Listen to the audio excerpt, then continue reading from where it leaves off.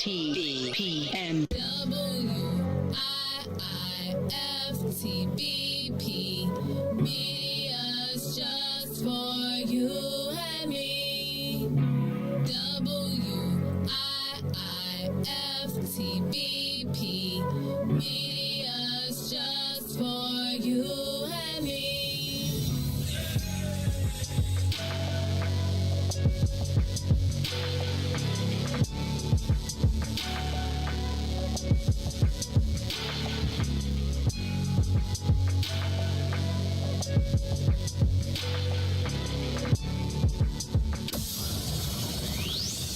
Shop at Black-owned and operated Solo Beauty, where you are appreciated and respected. Located at 8158 South Cottage Grove, Solo Beauty can supply all of your black hair care needs. Solo Beauty is open from 11 a.m. to 8 p.m., Tuesday through Saturday.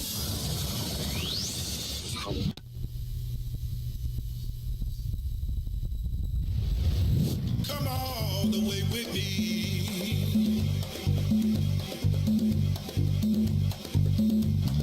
Don't leave me now.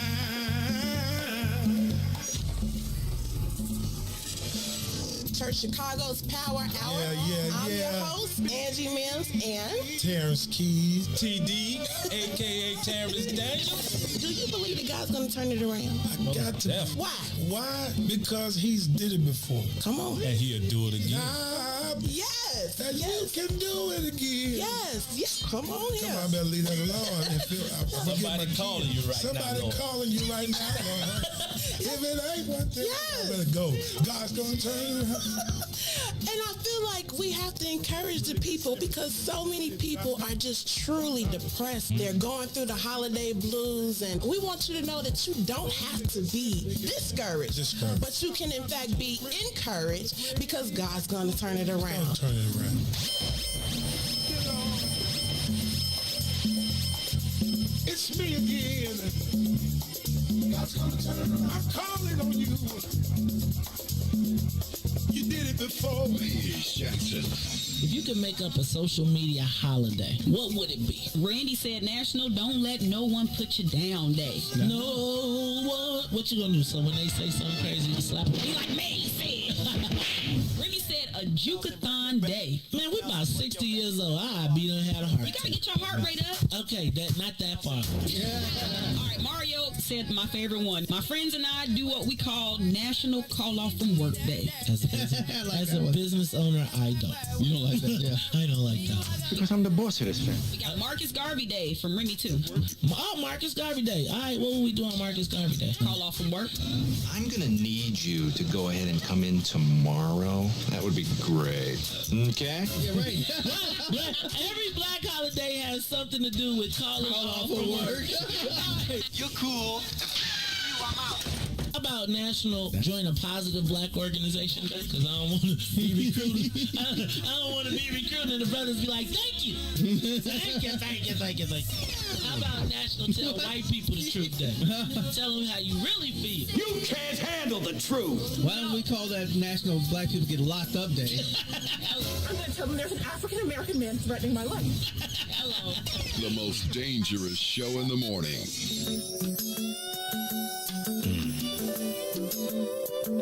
You sure looking good tonight, baby. I just wanna make sweet love to you tonight, baby. If you don't mind, let me tell you.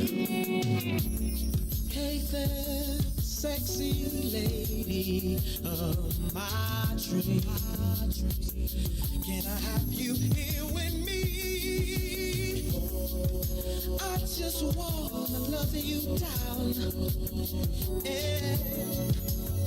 I'm making you scream my name. Oh, I'm gone. Loving your body. And I'll be caressing your body. Oh, baby. Strong. Feeling your body. And I'm gonna touching your body all night, baby. Now I'm about to fulfill your fantasy. So come a little closer, bring your body to me. I'm trying to take my time, I won't rush at all, 'cause you deserve the best. I'm gonna love, I'm gonna kissing your body until the morning comes.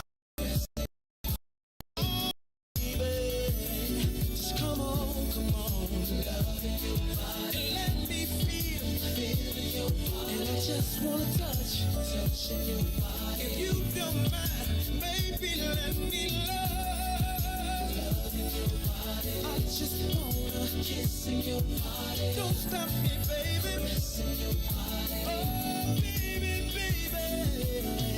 come on, and let me feel your body. Please, baby, touching your body. Baby.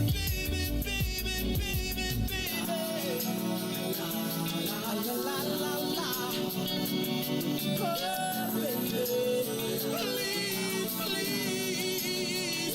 Oh, please, baby. We're gonna get it on.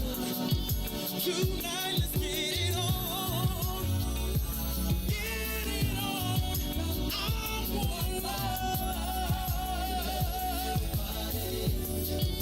kissing your body all night, baby. Kissing your body all baby, don't stop long. Just let me love you. I just wanna touch you all night long. Come on. I wanna do it again. I wanna do it again. I just can't get enough of you, baby.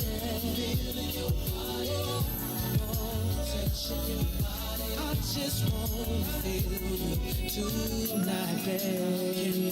Makes me love. If you don't mind, if you don't sip a little wine, sip up and don't mind, spend a little time. Ooh, I wanna mix me love. Ooh, I wanna mix me love. Ooh, yeah. Ooh, I miss your kiss. Oh, your kiss is one of a kind. It feels so nice. Girl, you do it right. I miss. Oh, girl, you don't go too fast. You take your time. Just how I like. I miss. Hey. Oh, you kiss it, then I'm drifting off your love. Keeps me floating, girl. I miss. And ooh, it feels so good. I wanna come down. Girl, I'm missing that love. Come on. Ooh, babe, I'm missing all those kisses. Baby, bring those lips to me. Oh, babe, I'm missing all those kisses. Baby, bring those lips to me. Come on, come on. Oh, when you're not around, girl, I'm tweaking. I swear I be hearing things. Oh, hey. And if I cannot have you, girl, I'm feeling. Oh, that's such a talent you bring. Yeah. Hey. Oh, and it's too long. If I can hold you in my arms, if I can find a real good love. That kiss is a drug to me. Baby, your kiss is all I need. Come on. Ooh, it feels so good, baby. Oh, come on. Ooh, babe, I'm missing all those kisses. Baby, bring those lips to me. I miss it already, girl. I'm missing all those kisses. Baby, bring those lips to me. I miss it already, babe. I'm missing all those kisses. Baby, bring those lips to me. Oh, babe, I'm missing all those kisses. Baby, bring those lips to me.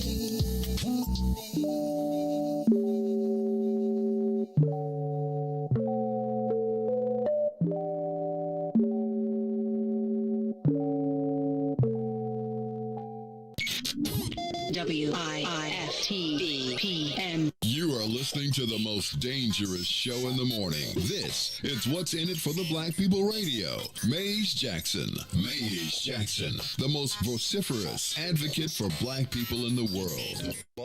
For Ruthie Moore, for Todd Stroger, I am the host of the Maze Jackson Show, asking every single day, what's in it for the black people?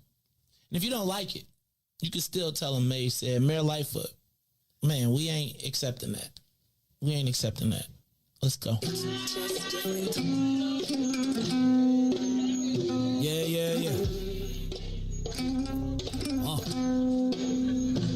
Let's get down to business and go ahead and address the facts, man. Lightfoot seems more lesbian than black. Rahm Emanuel's another case, he was just as tired. 50 closed schools left much to be desired. Police had Anjanette naked on that body cam. They suppressed the footage so it couldn't touch a lot of hands. Reminds me of that 16 shots in that cover up. Both of them similar, so I went and dug it up. George Floyd killed, a lot of riots happening in town. Southside burned and they wouldn't let them bridges down. Grandmother sick, need a prescription and plus a couple groceries. You gon' have to travel just to get it now. COVID-19 out here shutting all the business down. Not enough SBA loans to even give around. So many failed businesses that you can put them in the pile. If you don't survive the pandemic, it's gon' sit you down. We sing, dance, play ball, entertain, and crack jokes. Government infested black neighborhoods with crack smoke. System that milked us so bad, we got lactose. Still trying to find out what's in it for us black folks. We sing, dance, play ball, entertain, and crack jokes. Government infested black neighborhoods with crack smoke. System that milked us so bad, we got lactose. Still trying to find out what's in it for us black folks. Shout out to Willie Wilson, hope one day you get to send it.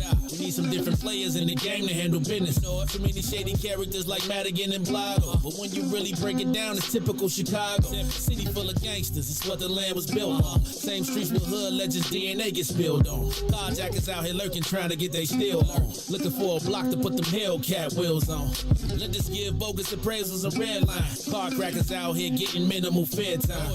And I'm concealed carry, I stay with the pipe. But Illinois gun laws giving minimal rights. Stay up on the swivel, make sure I'm moving tight. Check all of my mirrors when I pull up to the light. Pick my homie up from out of town, man, he caught a flight. He was hella nervous, told him, shorty, this a way of life. We sing, dance, play ball, entertain, and crack jokes. Government infested black neighborhoods with crack smoke. System that milked us so bad, we got lactose. Still trying to find out what's in it for us black folks. We sing, dance, play ball, entertain, and crack jokes. Government infested black neighborhoods with crack smoke. System that milked us so bad, we got lactose. Still trying to find out what's in it for us black folks.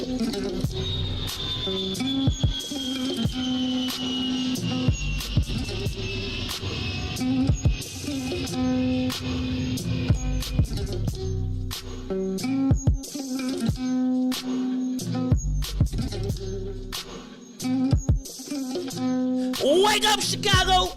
Wake up, world. This is the Maze Jackson Show. I'm your host, Maze Jackson. Got no co-host, Todd. Well, excuse me. We done took Todd out the co-host spot already.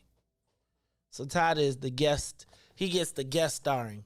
Guest starring, you know, like when you go through the TV shows and you watch the joints, it'd be like, starring Maze and Ruthie. Co-starring DJ Reese the Ruler. And then guest appearance, Todd Stroger. Mondays, Wednesdays, and Fridays. Let me tell y'all, this is the Maze Jackson Show. I'm your host, Maze Jackson. DJ Reese the Ruler, you know, man, it seemed like, well, Ruthie is still a little under the weather, but she apparently she is recovering well, and I hope to see her tomorrow. But in the meantime, Reese, I guess we're going to have to rock it again. How you feeling today, brother? Uh-oh. They done been messing around with your stuff back there. Who was here yesterday messing around with your stuff? Somebody been in the studio messing around? Because here go the deal. Because you was the last one here, right?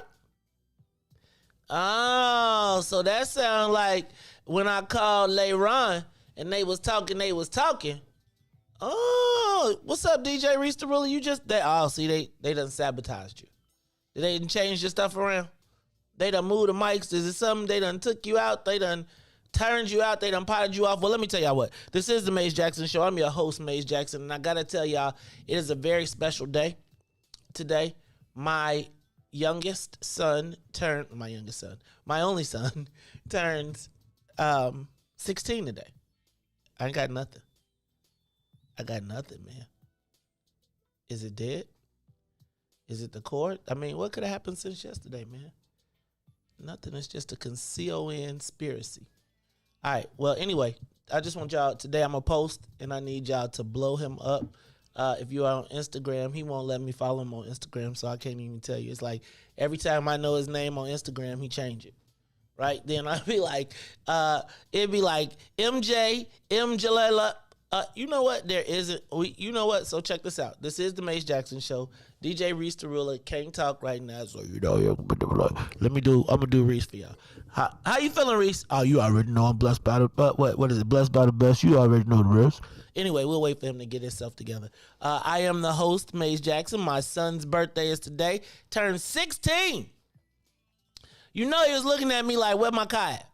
I was like, Pwah! Nope.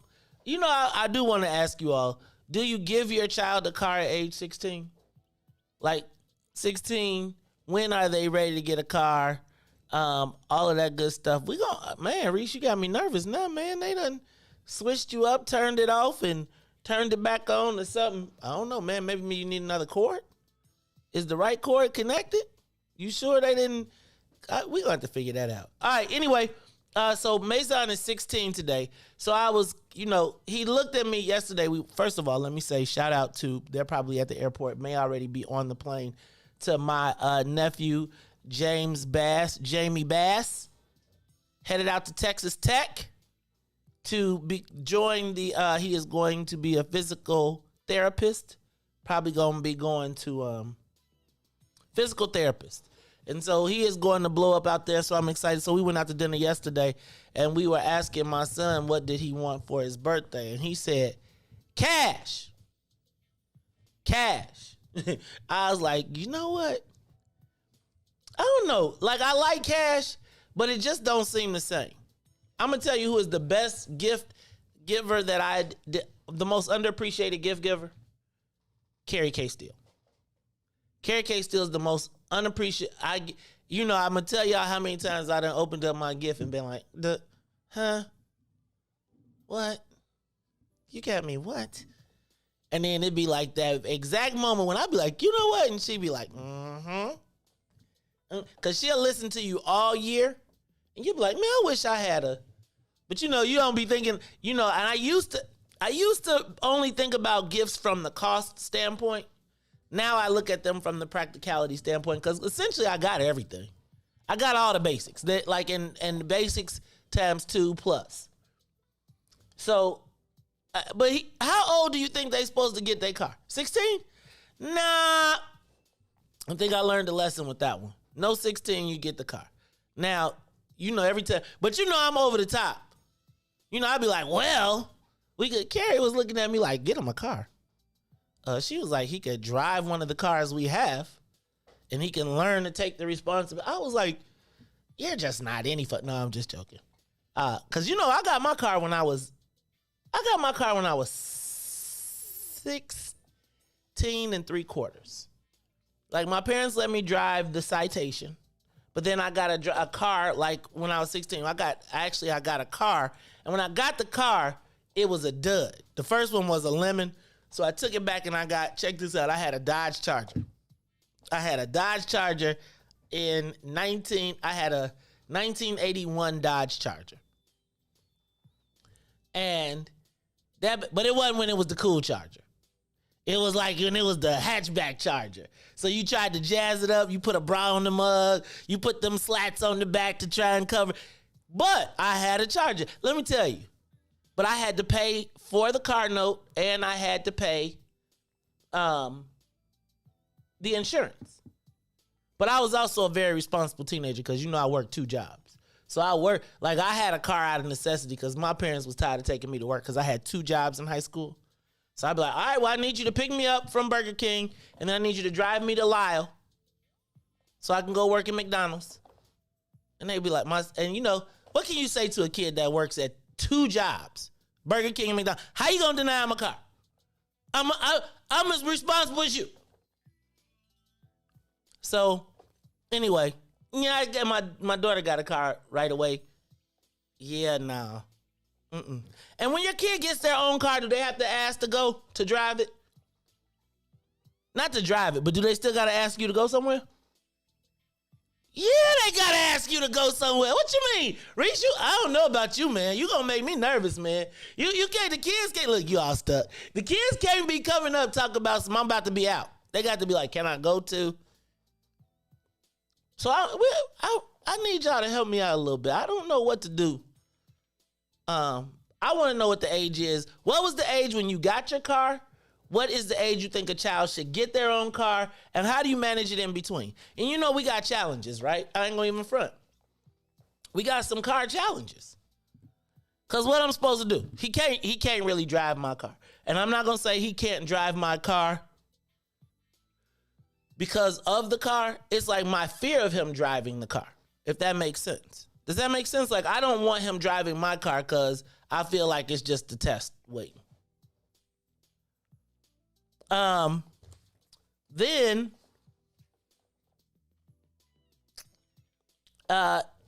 he can't drive Carrie's car because, you know, she got the Fed car. So now, you know, he looking at me like, well, what I'm supposed to do?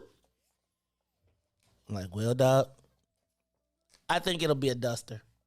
Anyway, so I'm just curious, y'all. What y'all think about when y'all getting y'all car? Hey, Elliot, Tennille, y'all know Tennille got a station wagon, but she didn't have to pay for it. She just got a car. They was like, you're gonna learn responsibility. Tennille had a station, but she rode that station wagon though. I ain't gonna even front. There was a time when a kid got a car and they didn't care what the car was. As long as that bad boy rode. You know why I don't think, but does anybody run into the fact that their kids are not excited about driving so much?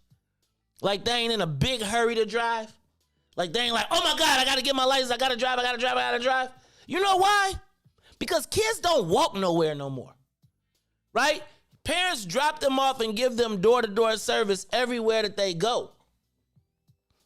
And so they don't, you know, I wanted to drive because I was tired of walking to school in the rain and in the snow. And my parents be like, it's raining, you better get an early start on that. And so I think now kids are so used to not having a car, not driving, because they know you're going to take them. Like, by the time you done drove them to all the way to AAU in 20 different cities and doing all of this stuff, they feel like they prefer the chauffeur service. And they certainly will be like, yo, could I get an Uber?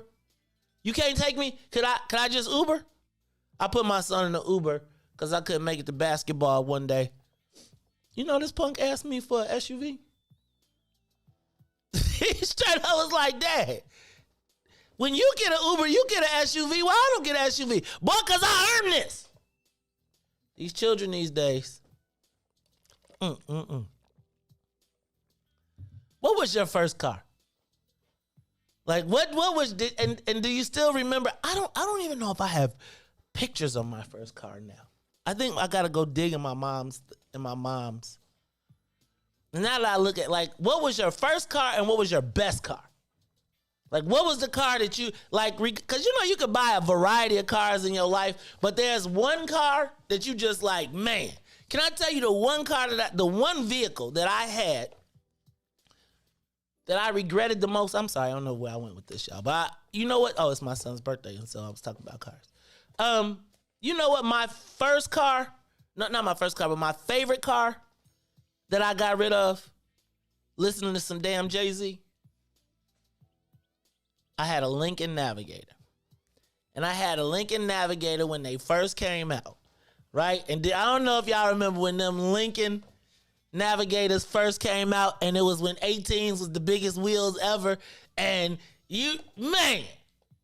and you know, you pulled up to the club in the Navigator. It was like they moved the cars out the way. That was my best vehicle. You know, I traded that mug for a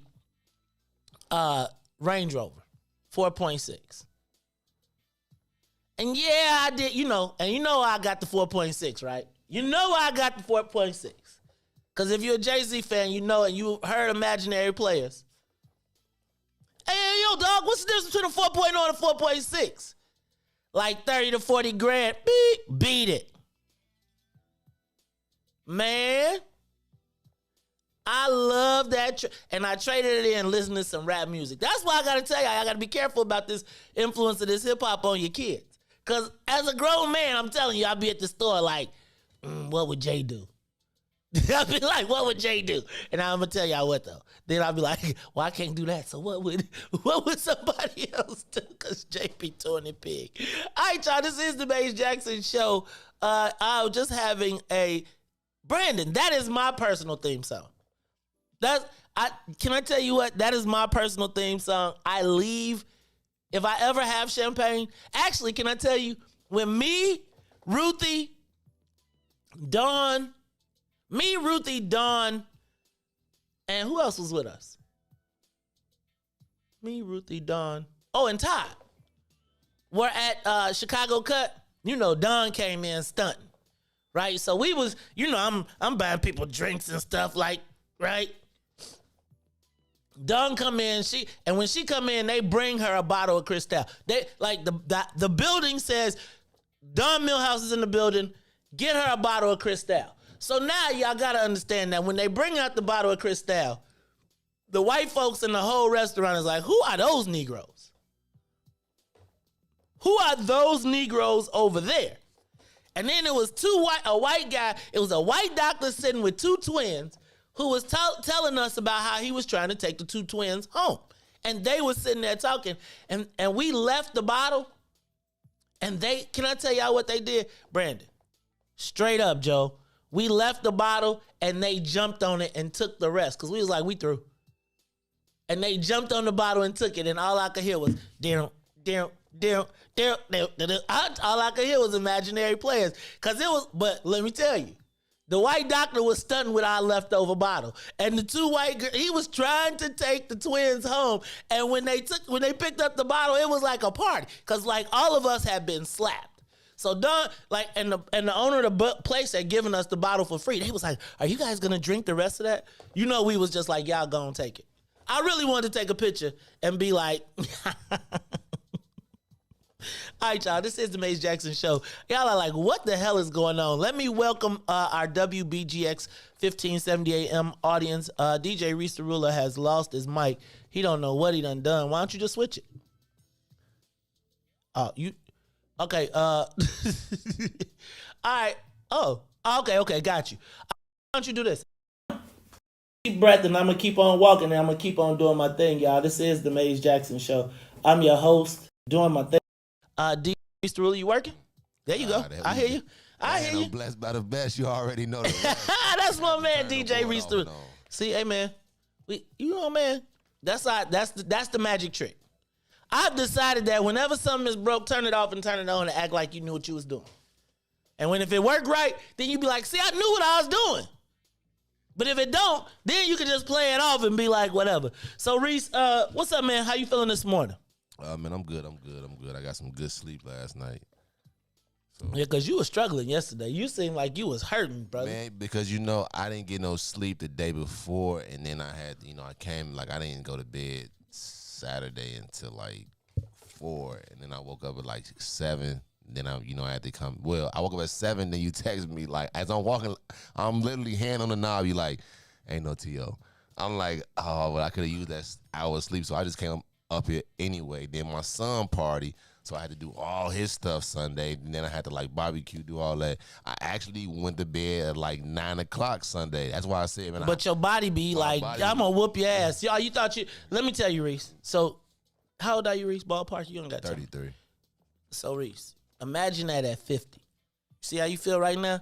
At 50, I saw a meme the other day. Somebody said, enjoy your 20s, 30s, and 40s, because in your 50s, the check engine light is going to come on. I feel like mine already on. Something like that. At least the tire symbol. I need to go do something.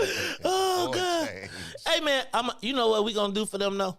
I'm going to tell you what, Reese. We going to have us a cancellation fee.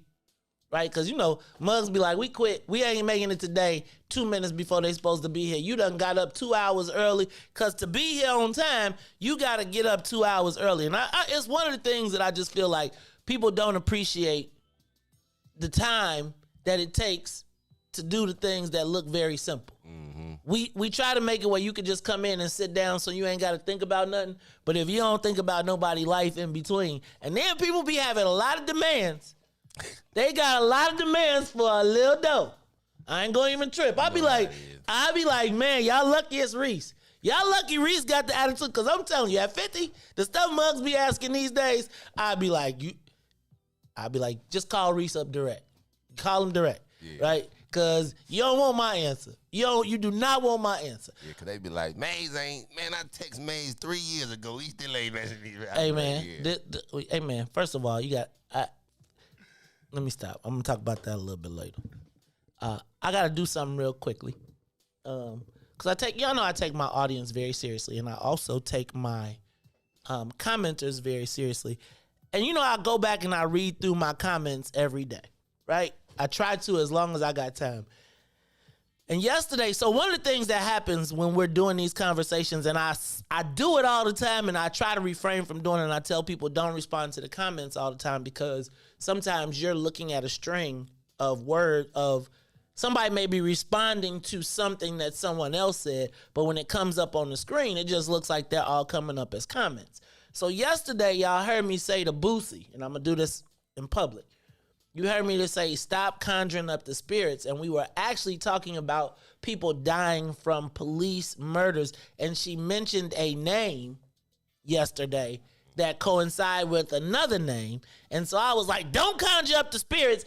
And I was because there's this thing where people tend to tag people in conversations regardless of what they've said about me in person, in private, in public, etc. So I saw it and I said, hey, don't be conjuring up the spirits. And I wasn't talking about Mike Brown, the dead spirit. I was essentially talking about I didn't want to be, like I try to, if you don't mess with me, I stay in my space, right? I don't come over to you, I don't mind you, I don't go over there, etc. So I misunderstood her text yesterday. And so I jumped out and yesterday was like, don't be conjuring up the spirits, etc. And so then as I read back through the comments, I realized she was talking about the Mike Brown who was killed in Ferguson. And so my point here is that I wanted to apologize. And I said it in public yesterday on air, don't be conjuring up the spirits. And then I could tell yesterday, so we had a whole discussion yesterday. Thank you to Brother Anthony Muhammad for the 8 steps of atonement. I think we have gone through all of them, but I felt like today I just wanted to make sure. And Boosie, if you notice, you're actually in the title. If you look at the description of the show today, just because I wanted to show you love. And can I tell y'all what? Boosie sends money every week, faithfully, like all the time. She is Tiger Lily Part 2. If you can understand, you know how Tiger is. Boosie is like Tiger from down south. So I just wanted to make sure that, I truly take my audience seriously, right? Like, y'all, I take my time seriously. I take the fact that you all come here every morning. I was talking smack to Reese yesterday because I do feel like we are the biggest thing happening on social in the mornings in Chicago. I just feel that way. And until somebody can prove me differently, I'm just going to keep on claiming it. When you look at everything that we do. And so part of what I have done is always tried to cultivate my audience and always try to make sure that they know how valuable that they are to me.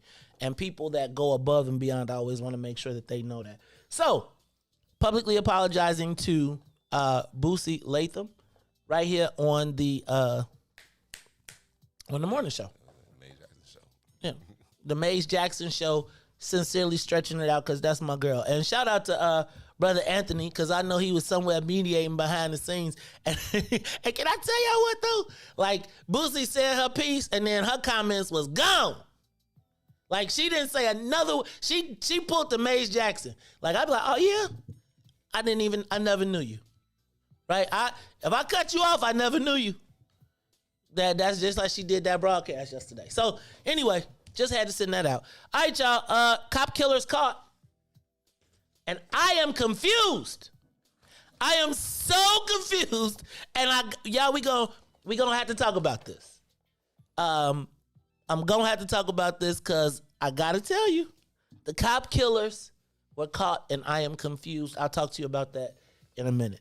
How about this one? I am concerned about the state-sponsored spreads. Y'all know we got the state fair coming up. Another large gathering of people, particularly in southern Illinois, which is of concern to me because that's where the unvaccinated are. But I think they got Snoop this year.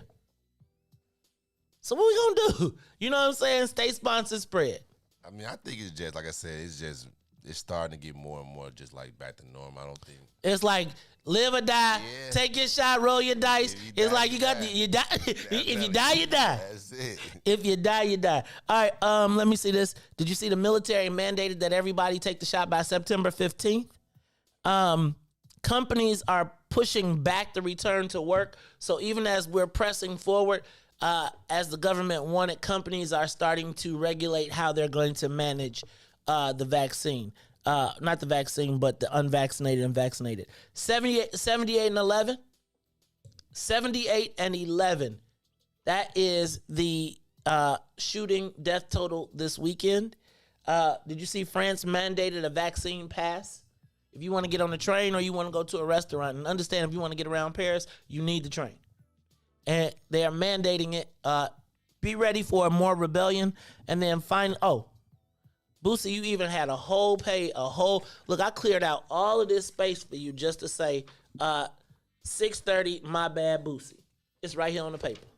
All right, y'all, it's the Maze Jackson Show. We're going to take a break. We're going to get some traffic news and weather quickly. We ain't going to even play a whole song. You just going to give me some and get your traffic news and weather together, and we'll be back. It is the Maze Jackson Show.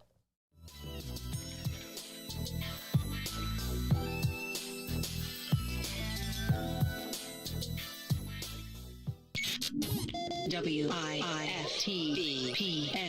The Maze Jackson Show will be back after this break.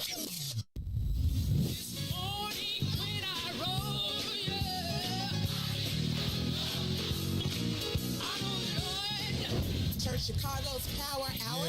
I'm your host, Angie Mims, and Terrence Keys. TD, a.k.a. Terrence Daniels. I wish I had one witness in the house. You got one. Got a couple of them. Got a couple Two T's. Give me a testimony. Oh, Lord. He's did it before. Oh, Lord. I got one. Something better. I got 5 reasons. 5 reasons. Oh, Lord. He turned it around. Turn it around. He woke me up this morning. Oh. Don't do this. Don't do this. Go Number ahead. 4. He woke me up this morning. Come on, number 3. Come. He woke me up. Oh, Lord. He woke you up. That thing can touch you. One of them 5s will get you. What's the second one? He woke me up this morning. Yes, sir. Yes, sir. Oh, my God. And the number 1 reason. Number 1. Final answer. He woke me up this morning. He woke me up this morning. That's a testimony. That's a testimony.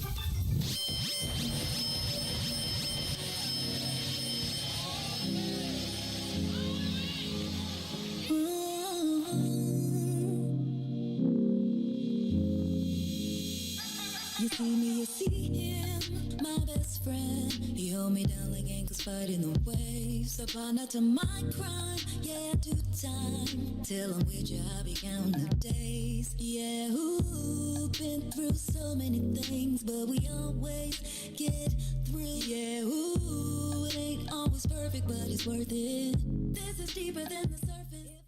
And now, traffic and weather. Good morning. What's in it for the Black People Media family? The time is now 6:42 a.m. and I'm Reese the Ruler with your Chicagoland area traffic and weather report. And traffic on Kennedy from O'Hare to the Loop will be 22 minutes. Outbound to O'Hare, 17. On the Eden, Deerfield to Exchange, 28 minutes. Back out from Exchange to Deerfield will be 27. On the Eisenhower, Thorndale to the Loop will be 33 minutes. Back out to Thorndale will be 29. On the Stevenson from I-355 to the Dan Ryan is 44 minutes. Outbound will be 32. Bishop Ford, I-80 to the Dan Ryan, 40 minutes. 29 minutes back out to I-80. Dan Ryan, 18 minutes to the Loop, 15 minutes to 95th. DeSable, Lakeshore Drive, South 55th to Jackson, 7. Jackson to 55th, also 7.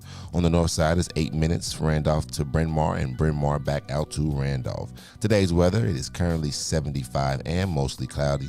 Today, expect a high of 91 and a low of 73.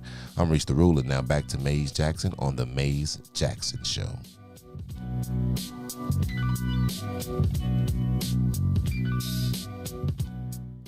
Back to the Maze Jackson Show. You are listening to the most dangerous show in the morning. This is What's in it for the Black People Radio. Maze Jackson. Maze Jackson, the most vociferous advocate for black people in the world.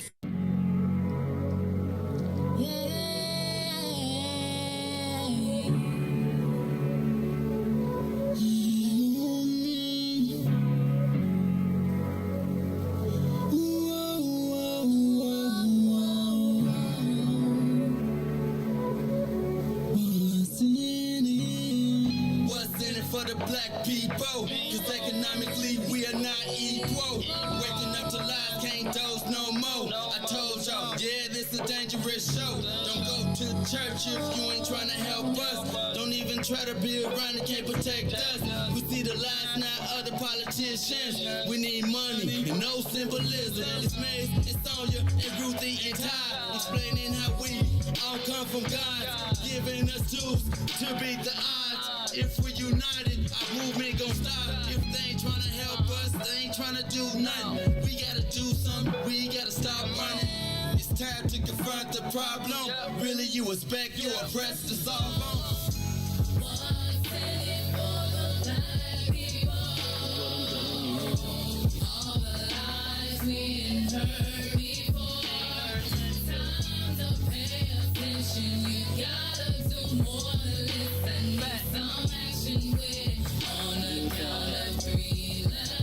Wake up, Chicago. Wake up, world. This is the Maze Jackson Show. I'm your host, Maze Jackson.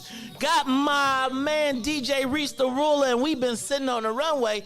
Hey, Reese, let's do this. Let's get the soul plane up to 60,000 feet. Let's get this thing up, up, up, and away. I am your host, Maze Jackson, my man, DJ Reese the Ruler in the building. Hey, y'all, I want you, so some of you all, so this is what, first of all, shout out to my man, Vince Bass, who followed instructions yesterday. Shout out to my girl Boosie, who basically gave Dante a to-do list. And Dante was like, well, can I go to France first and then come back and be on the list? Boosie was straight around here inbox gangbanging.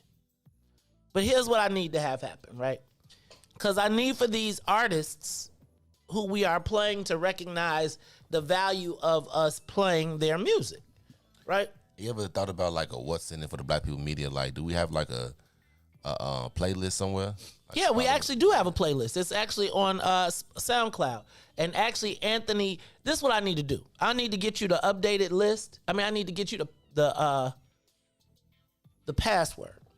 And then what you need to do is go in and update it and put the songs in. And we need to start making that that playlist pop, right? So that artists can see that their music is being played outside of, but we also need to tag them. So this is what I want y'all to do, because I want to play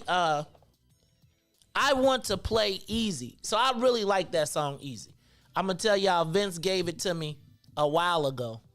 And I kind of, when the first time, I think Leron played it. And I was getting a little, you know how you got songs in your head that you like, and then I slowed down and I heard it. And she's got a new single, and I actually reached out to her to perform Easy at the anniversary. And she was like, man, I already had a previous engagement, but I would love to. This is what I want y'all to do. Her name on Facebook is Stephanie Edwards. And at 7 o'clock when we play Easy, I want everybody to tag her, Stephanie Edwards, and say, we heard your song on What's in It for the Black People Media, right? And let her know, because the only way people know, let me tell you what happens. They get their analytics reports, and it'll say people have played your song, and they'll say where it came from. They won't necessarily tell them where it came from. So what we want to do is start letting them know that they're getting music, and then that allows us to bring them here. Because what I'd like to do is when we come back, like, imagine seeing all those people perform those songs live, right? Like, you know how on Good Morning America, on Fridays, they had a concert series? Well, what we want to do is have them set up a mic, set up a little space, and they can perform their songs for you live and bring in a little bit more. So what I need for you all to do is to remember her name is Stephanie Edwards. And at 7 o'clock when we play Easy, I need you all to tag her. Okay? And that is Sparkle. You remember Sparkle, right? She's still doing her thing. Stop it, Reese. No, Reese. She will not be on Weeko Wednesday. Sorry. No. It's not happening. No interviews. Not happening. Sorry. I know where you're trying to go with that, too. All right, y'all. Hey, Reese. So I gave you time. I hope you're locked and loaded. Because yesterday you said, man, you be going so fast, I can't get it in. I was ready yesterday, too, but I was like, you know what? He usually asks for the big voice, but I'm like, you know what? When he starts saying it, I'm just going to hit it. All right, so Reese, hit it. Social media question of the day. Okay. Can somebody answer me? What exactly is the police's job? Like, what are they actually supposed to do? And the reason I'm asking this, and this is kind of a setup, but I cannot think of any crime that is happening, with the exception of rape, rob, breaking and entry, beat down, that should end up in death. So I gotta start there, because I'm gonna take a step back, and I'm gonna say today we're gonna talk about my confusion around who actually did the killings and the police shootings and all of that stuff. But this is what I want to go back first. They're saying that the police approached them in a parked vehicle? Is that what we were? So y'all, I'm piecing it together, so correct me if I'm wrong, but I was under the impression that the police approached them at a stopped or parked vehicle, and they saw that they had expired tags. From the expired tags, we now have a dead police officer, another one, and both police officers apparently were shot in the face. And I gotta ask you, is that the police's job? Now, I'm not saying that it's not. But what really is the police's job? Because it seems like to me, just like as I think about it, do you know that, well, Reese, you would probably know this. Like when you drive down, do you know that they have vehicles that can drive down the street and scan every license plate and then either send the boot truck back to you or a ticketing agent to you? So to me, if I'm driving down the street and I'm a police and I equip my police, and I'm not saying the police cars are equipped with this, but as they're driving down the street, what makes them pick who they're going to stop for tags and say, okay, I'm going to stop these people? Now, I'm not saying that in any way, shape, or form they should be justified for the police should be killed for anything like that. But I gotta ask you, is that a lot of the genesis of where the conflict occurs is when police utilize their authority to selectively enforce laws and rules. And if you have a question about it, then all you got to do is look at cannabis enforcement. When 90% of the people who get locked up throughout eternity, and even to this day, even as cannabis is legal, are black people. So, for cannabis offenses, I'm telling you now, white people be walking up and down downtown smoking weed. Like, I be like, damn, I'm telling you, my cousin still be scared. He be like, nope. I know the law say, nope, you're not getting me. Nope. Cousin be like, he still be hiding in the garage. He be got a smoke bag. He be blowing the smoke in so don't nobody know it. Cause he know if any rules gonna be played, they gonna be played on him. But I gotta ask you, what is our expectation of the police? What is our, like, and if they're proactively seeking out crime, why is it still so bad? Like, I don't know. I don't know exactly what the police's job is in the world. And I understand that it's like breaking the law, but can I tell you that Brother Ball, what's up, dog? We ain't seen you in so long. We ain't heard from you. But anyway, I gotta ask you, what is their job actually? And when they decide to engage in enforcement, is that selective? Is that subjective? Clearly, it's subjective. But if we were to look at the outcome of this, or not the outcome, but the root cause, is the root cause over enforcement, over policing of certain neighborhoods? And so you use whatever you can to get the quote unquote bad guys? And as long as the bad guys fit the narrative, you can do it. And you can do it without anybody pushing back on you. Right? Like, I was just thinking, like, has anybody watched The Wire lately? Like, I need y'all to watch The Wire, go back and watch how they talked about the policing in the seventh, what was it, the seventh or whatever that district was that they were all in, and they was like, they felt like their job was to go out there and kick people's asses and beat people up and do all the stuff and get the bad guys, and they really couldn't distinguish who the bad guys were. They just deployed the tactics in our neighborhoods. And I don't know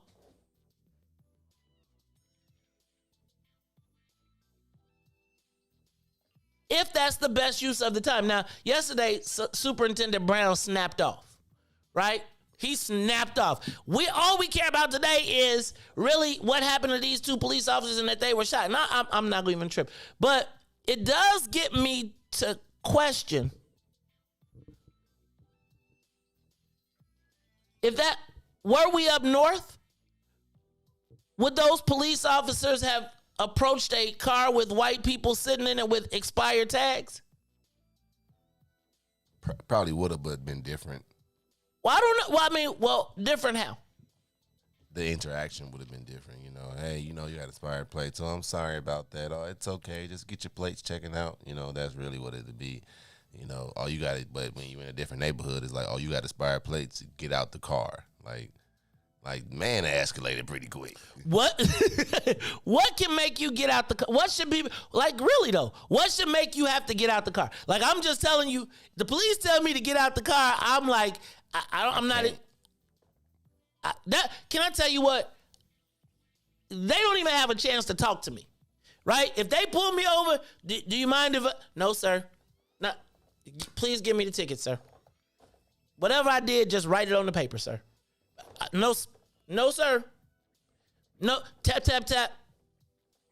Sir, I'm reaching with my left hand over to get my insurance that is in my car, sir. My hand is here.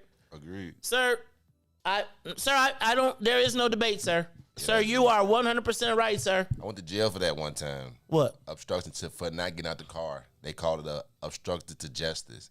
Cause I definitely got wrongfully pulled over. I literally know I did. And then I called my uncle that's a cop. And he even told me that they pulled, he's like, yeah, man, they really didn't have a reason to pull you over. They just pulled you over because you fit the description or something, So he was like, because they told him. And then I was like, I did nothing. Like, I looked at y'all on the corner. Y'all saw me get in my car and like I did nothing. So I never got out, man. They took me to jail and even wrote that with the reason we arrested him is because he would not get out the car. Crazy. Right? And so I'm not exactly sure what their job is and do they get to pick when it goes. When they, like, what's the rules? They make them. What's the rules? And I'm going to tell you that as we explore this long term, what happened to Officer French was inexcusable. But I am going to say that there are, I was watching the American Smuggler show or something about smugglers or something, and they were talking about what happens and the things that make them suspicious. Like, she started talking nervously. She started asking questions and blah. Like, yo, cuz, if you got surrounded by 6 police officers, those are all the things that are going to happen. And I just don't know that the subjective law enforcement doesn't create these moments where you don't think that realistically you are measuring your odds of whether you're going to survive the encounter of the police. Right? And we're going to talk about it a little bit more when we come back. But this is what I need y'all to do. I'm going to open up the phone lines because we're going to talk about this in a minute. But the question I have is, what actually is the police's job? What are they supposed to do? And when do they decide who and what to enforce upon? Now, I'm going to tell you that the cop killers were apprehended, and I am confused. I am truly confused. When I read the stories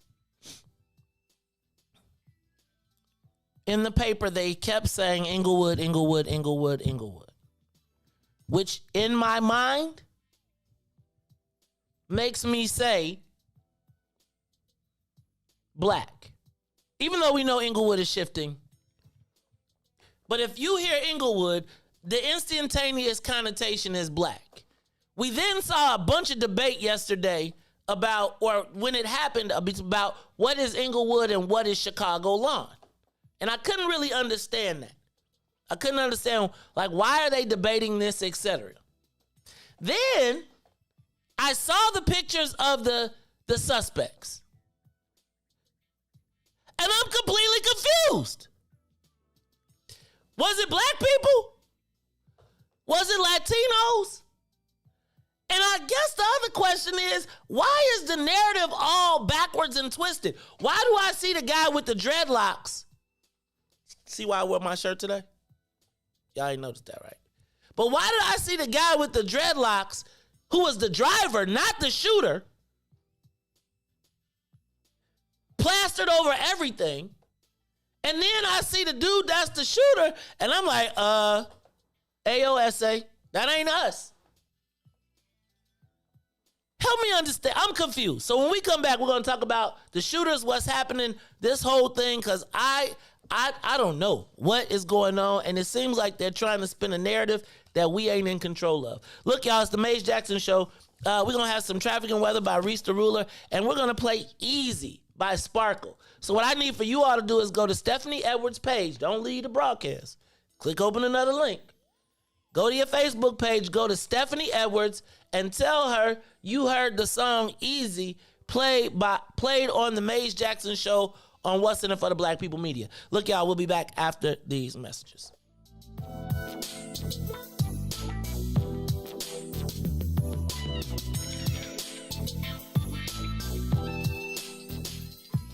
The Maze Jackson Show will be back after this break.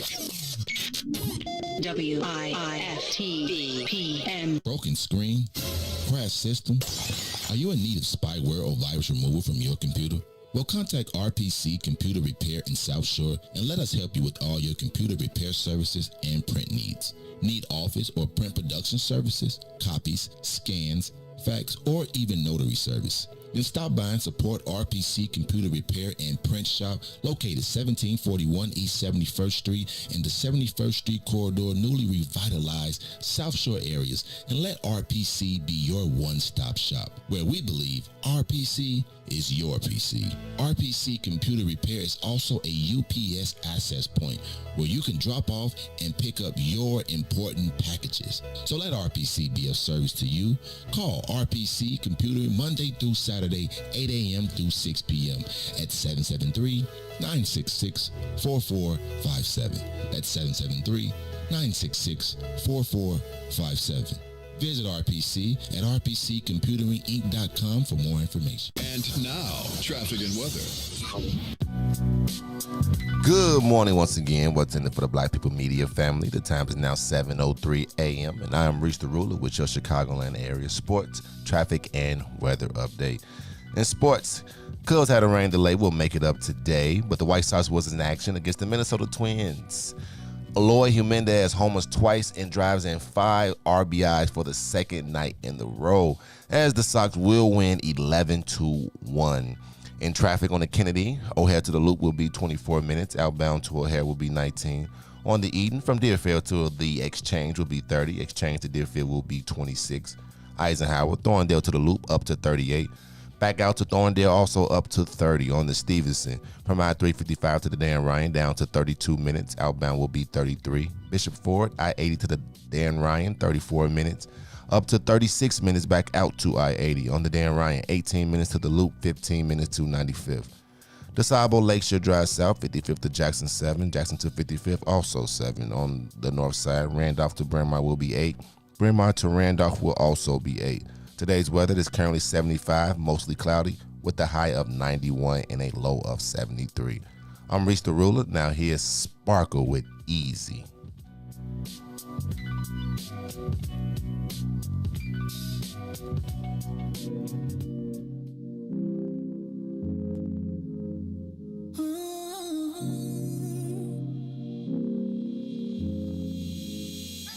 You see me, you see him, my best friend. He hold me down like ankles fighting the waves. Upon to my crime, yeah, I do time.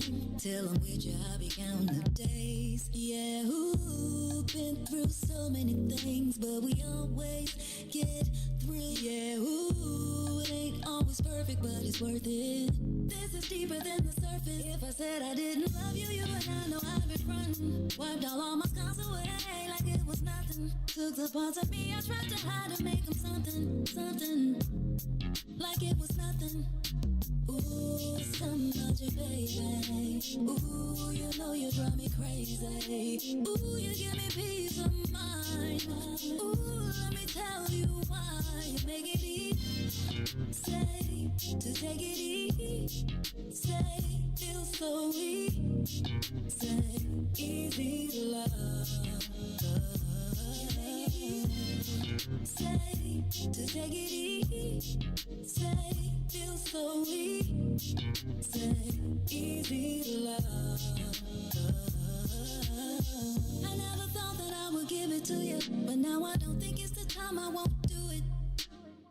I think it's cause the way you talk to me, know how to say it without making me feel little. You're gracious even when you pop off on me. When you get done, I got a little something to drop off on you. Because you earned it with the time you took to put it that way. You got me liking to get put in my place. I didn't love you, you and I know I've been frontin'. Wiped all my scars away like it was nothing. Took the parts of me I tried to hide and make them something, something, like it was nothing. Ooh, something about you, baby. Ooh, you know you drive me crazy. Ooh, you give me peace of mind. Ooh, let me tell you why. You make it easy, say, to take it easy, say, feel so easy, say, easy to love. Easy, you make it easy, say, to take it easy, say, feel so easy, say, easy to love. You make it easy. You make it easy. You make it easy. Back to the Maze Jackson Show. You are listening to the most dangerous show in the morning. This is What's in It for the Black People Radio. Maze Jackson. Maze Jackson, the most vociferous advocate for black people in the world. For Ruthie Moore, for Todd Stroger, I am the host of the Maze Jackson Show, asking every single day, what's in it for the black people? And if you don't like it, you can still tell them Maze said, Mayor Lightfoot, man, we ain't accepting that. We ain't accepting that. Let's go. Yeah. Let's get down to business and go ahead and address the facts, man. Lightfoot seems more lesbian than black. Rahm Emanuel's another case. He was just as tired. 50 closed schools left much to be desired. Police had Anjanette naked on that body cam. They suppressed the footage so it couldn't touch a lot of hands. Reminds me of that 16 shots in that cover up. Both of them similar, so I went and dug it up. George Floyd killed, a lot of riots happened in the town. Southside burned and they wouldn't let them bridges down. Grandmother sick, need a prescription and plus a couple groceries. You gon' have to travel just to get it now. COVID-19 out here shutting all the business down. Not enough SBA loans to even give around. So many failed businesses that you can put them in the pile. If you don't survive the pandemic, it's gonna sit you down. We sing, dance, play ball, entertain, and crack jokes. Government infested black neighborhoods with crack smoke. System that milked us so bad, we got lactose. Still trying to find out what's in it for us black folks. We sing, dance, play ball, entertain, and crack jokes. Government infested black neighborhoods with crack smoke. System that milked us so bad, we got lactose. Still trying to find out what's in it for us black folks. Shout out to Willie Wilson, hope one day you get to send it. We need some different players in the game to handle business. Too many shady characters like Madigan and Blago. But when you really break it down, it's typical Chicago. City full of gangsters, it's what the land was built on. Same streets with hood legends, DNA get spilled on. Carjackers out here lurking, trying to get they steel on. Looking for a block to put them Hellcat wheels on. Let us give bogus appraisals a red line. Car crackers out here getting minimal fair time. And I'm concealed carry, I stay with the pipe. The Illinois gun laws giving minimal rights. Stay up on the swivel, make sure I'm moving tight. Check all of my mirrors when I pull up to the light. Pick my homie up from out of town, man, he caught a flight. He was hella nervous, told him, shorty, this a way of life. We sing, dance, play ball, entertain, and crack jokes. Government infested black neighborhoods with crack smoke. System that milked us so bad, we got lactose. Still trying to find out what's in it for us black folks. We sing, dance, play ball, entertain, and crack jokes. Government infested black neighborhoods with crack smoke. System that milked us so bad, we got lactose. Still trying to find out what's in it for us black folks.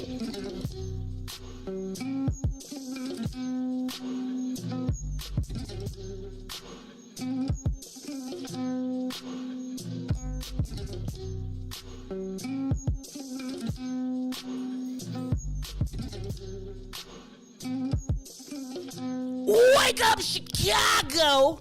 Wake up, world! This is your man, Maze Jackson, rolling in the soul, playing with my man, DJ Reese the Ruler.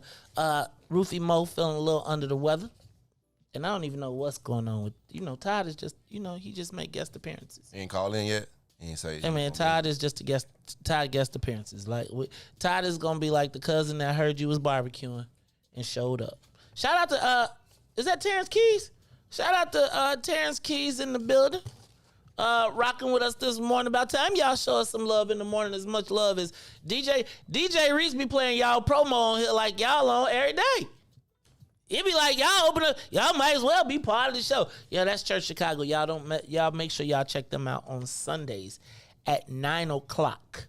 9 to 10 in the morning. They will get you going. I'm gonna have to go to the Terrence church one of these days. But I'm gonna tell you, I have a question. Hey, how long? Let me ask you. Okay, Pastor, don't be mad at me, but I got to ask you.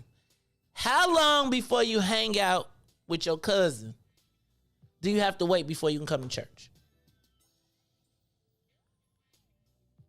The Lord accept you anytime. I gotta ask you though. So so my challenge is my cousin be coming over early. My cousin be coming over early in the morning. And so he be wondering how much time does he have to wait before he come over? How much time do I have to wait for him after he leave before I can go to church without the Lord being like, or can you do like some brothers do and say, it brings me closer to the Lord? It gives me a better understanding. The Lord understand me well. Now let me ask the question though. Do the Lord accept you smelling the same way too? Because you reach, you go to church. You said, man, your business. Come as you are. Come as you are. So do they got a row? Do they got a section? Is there a section in the church? The balcony. Where the Lord say, we bless you. In case you want to get closer to the Lord. See, I think that my cousin wants to start a ministry. No, he does. He think it's a ministry, right? Because he think with all the seniors in the church, they could get healing. As I'm telling you, he could get healing. Hey, man, it used to be a time when you could smoke at church. Cigarettes, probably. But I'm saying they was legal. I'm just saying. So my question is, you think people be vaping out back? You think the deacon boy vape? Reese White. Reese, you over there laughing because you know people on the deacon board, don't you? See? Pastor, look, y'all, that's Terrence Keys. I'm going to tell you, though, I bet you if you had a church and you had a section, boy, I bet you could fill up that section. And you can charge 20% on the tithe. Right? And you want to up the tithe. I'm saying, you can come as you are, but if you came and you got to sit in the balcony, your tithe got to be 20%. Right? The Lord, I got you. Now, I'm just telling you. You think people would pay the extra 10 to sit? You know, they already taxed the cannabis that way. Right? They taxed the cannabis. It is a major tax on cannabis right now. Right. So my point is, again, can't you sit up in the thank you, Pastor. I'm just telling you. You sit in the section. You know what I'm saying? Y'all put the Febreze over there. Right? Y'all put y'all some Airwicks in the joints. You know what I'm saying? What's them things to plug in? Put y'all some Glade plug-ins in the section. When they say that, you got to say in section 420. Okay, I'm through, Pastor. I'm done. I do want to know, though, what's the time frame? Right? Like, Pastor, what's the time frame between the time you visit with your cousin and you can safely come into church without the Lord looking at you funny? Okay. Yes, Eddie, I'm going to leave the Lord alone and I'm going to move on. But I do. I'm just telling you. All right, y'all. The killers were caught. The cop killers were caught. And I'm confused. 100% confused. So, first of all, yesterday, when I heard the story of the two cop killers, when I heard the initial story, they said that they were caught in Inglewood. Can we all agree that if you hear the words Inglewood, no matter how much Inglewood is changing, you instantaneously think black? They have marketed it the death, murder, and destruction of Inglewood forever. You rarely have ever heard of death, murder, and destruction in Chicago Lawn neighborhood. And oftentimes you don't, because I feel like that Chicago Lawn neighborhood is still somewhat associated with whites and Latinos. Right? And so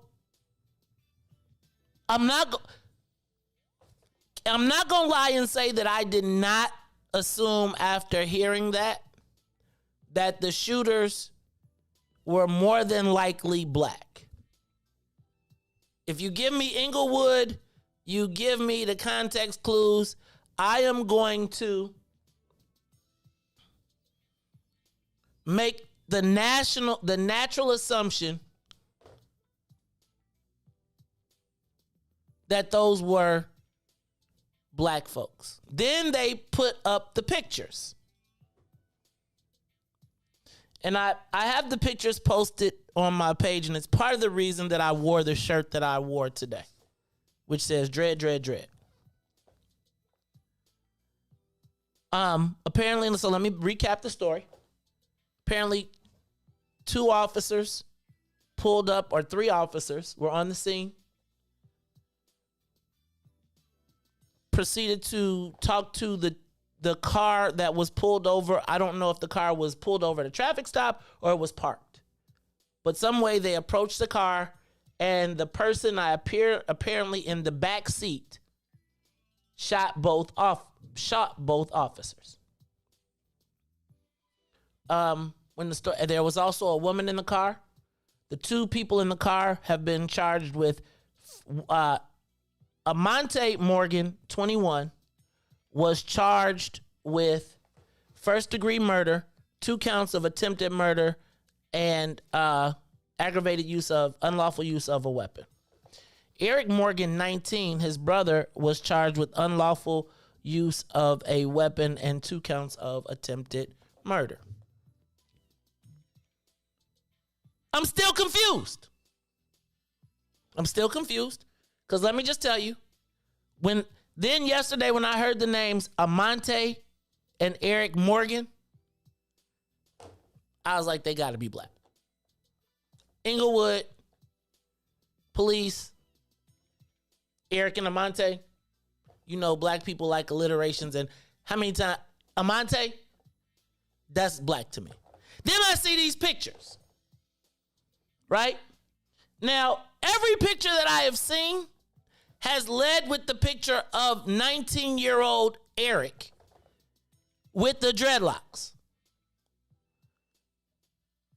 I'll be like, did he have makeup on for this picture? But I'm going to let that be. Anyway, Eric, the 19-year-old, is the lead picture that you see in every story. Every story, the lead picture is Eric Morgan, who is apparently not the one who they shot, who did the shooting. He was actually the driver. Amante Morgan, the 21-year-old, the one that if you're looking is on your left with the lion tattoo on his neck, is the shooter.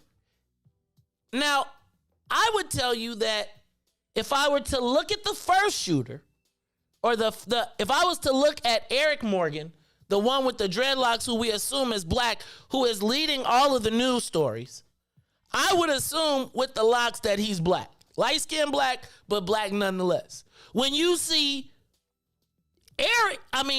Amante, who is the one on your left, on your right, he clearly looks like Toledo. Adam Toledo, like he looked like 2-1 Homes. He looked like if you walking through Little Velita, he getting ready to step to you. What you doing over here, Mayete? And so now I'm confused. I gotta tell y'all I'm confused. There was a third person in the car, a woman who they did not apprehend on site, but then they arrested and she has been released with no charges. Now, all of this has been caught on body camera. But my question is, who are they? Are they black? Are they white? Who are they? And then my question becomes, does race make a difference? So the dispatcher said, black male, we got to get that audio from the dispatch. See if you can find the audio, because they have the dispatcher talking about it. And they called them black males. But I guess I'm just confused. And I want to know, does race matter in this? And are they trying to spin this to black? Now, some of you all are saying they're mixed race, mixed biracial, etc. I don't know, do the tattoos mean anything? When I see somebody with a tarantula on their neck, I got questions. I ain't gonna lie, right? Because we know what a tarantula does, right? And then when I see somebody with the tattoo around their neck, plus the blood under the eyes, I'm not judging anybody, but it does make me ask questions. So my question is, does and will race play a role in this scenario? Reese, open up them phone lines. Give us a call, 872-259-7474.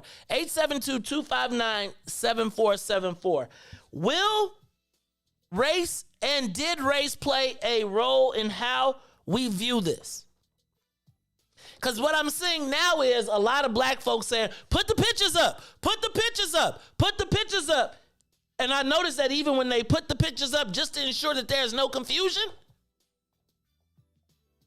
right? They leave with the dreadlock guy, even though he ain't the one who did the shooting.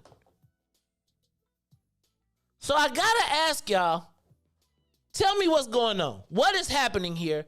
And what don't I understand? Because I gotta tell you, I'm confused.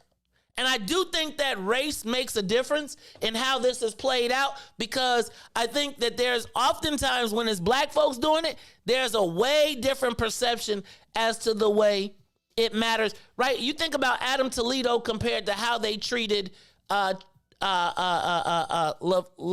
McDonald. Laquan McDonald was a criminal. We seen little, what was his little maniac killer? Whole different perception.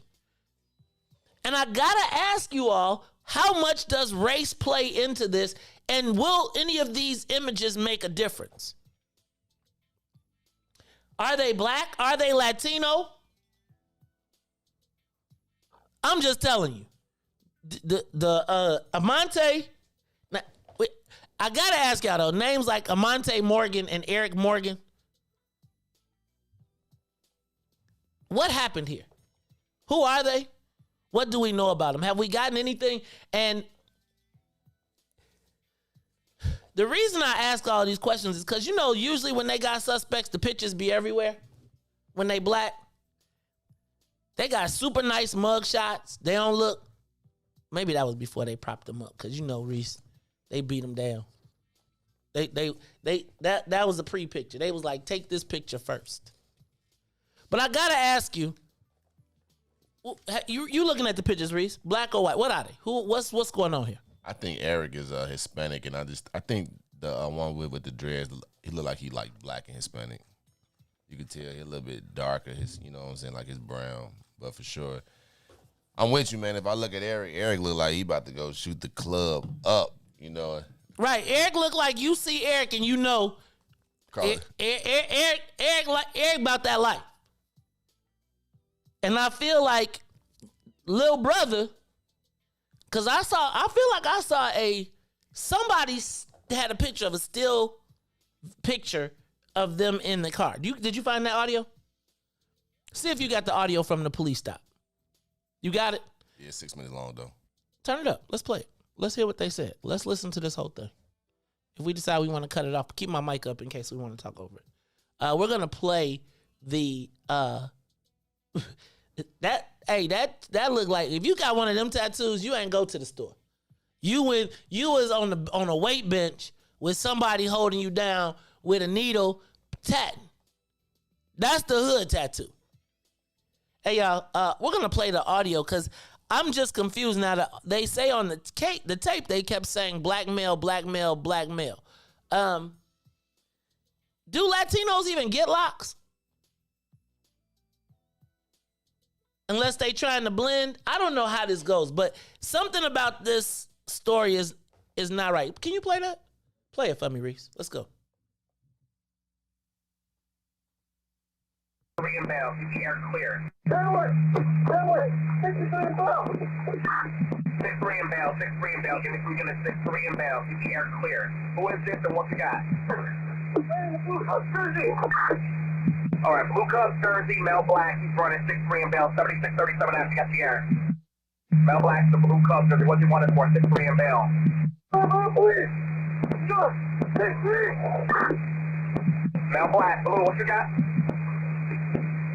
Blue. I'll sit down. I got an officer down. 10-1, 6-3 inbound. Officer down, shots fired at the police. Officer down, Mel Black, a Blue Cubs jersey. He's shot at the police. 6-3 inbound. Give me some units. 7-1-3. Stay off my air. Everybody stay off the air. I got an officer down. 6-3 inbound. Start rolling.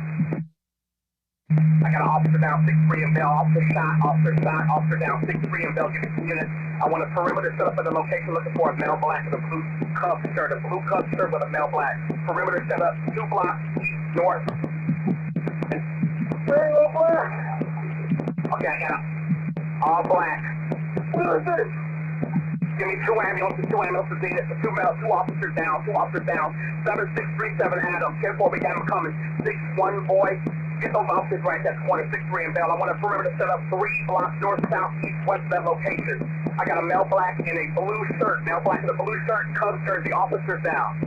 Paramedics gets over there. We got paramedics coming, 2 ambulances. 10-4, we got them coming, baby.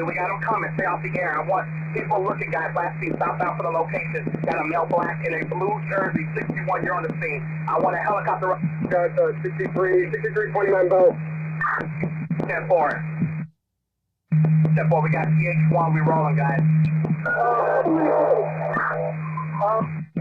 think I better hit the one.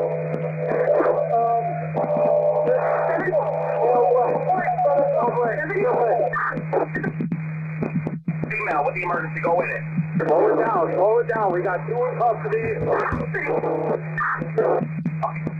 2 officers shot. 1 out. 2 minutes. Stop. Stop the car there, guys. Stop the car.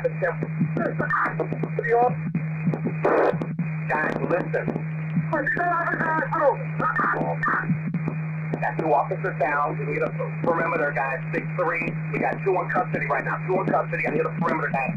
Start a route to the hospital. Give me PH1. Here's the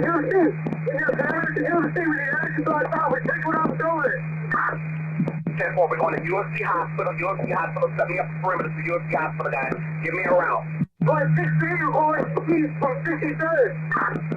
Take it all the way east one to 63rd. 10-4. 6-3. We're going to take it eastbound. Are we taking both officers, guys?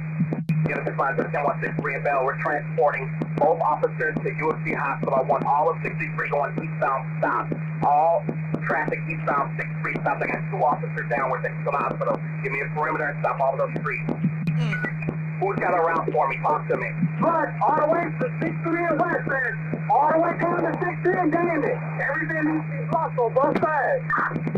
Get us to the 10-1. I need a route set up. Eastbound 63, eastbound 63. Take it down to Western. Take it down to Western. All traffic eastbound 63 to Western. We're taking it to UFC for the 10-1 to officer stop.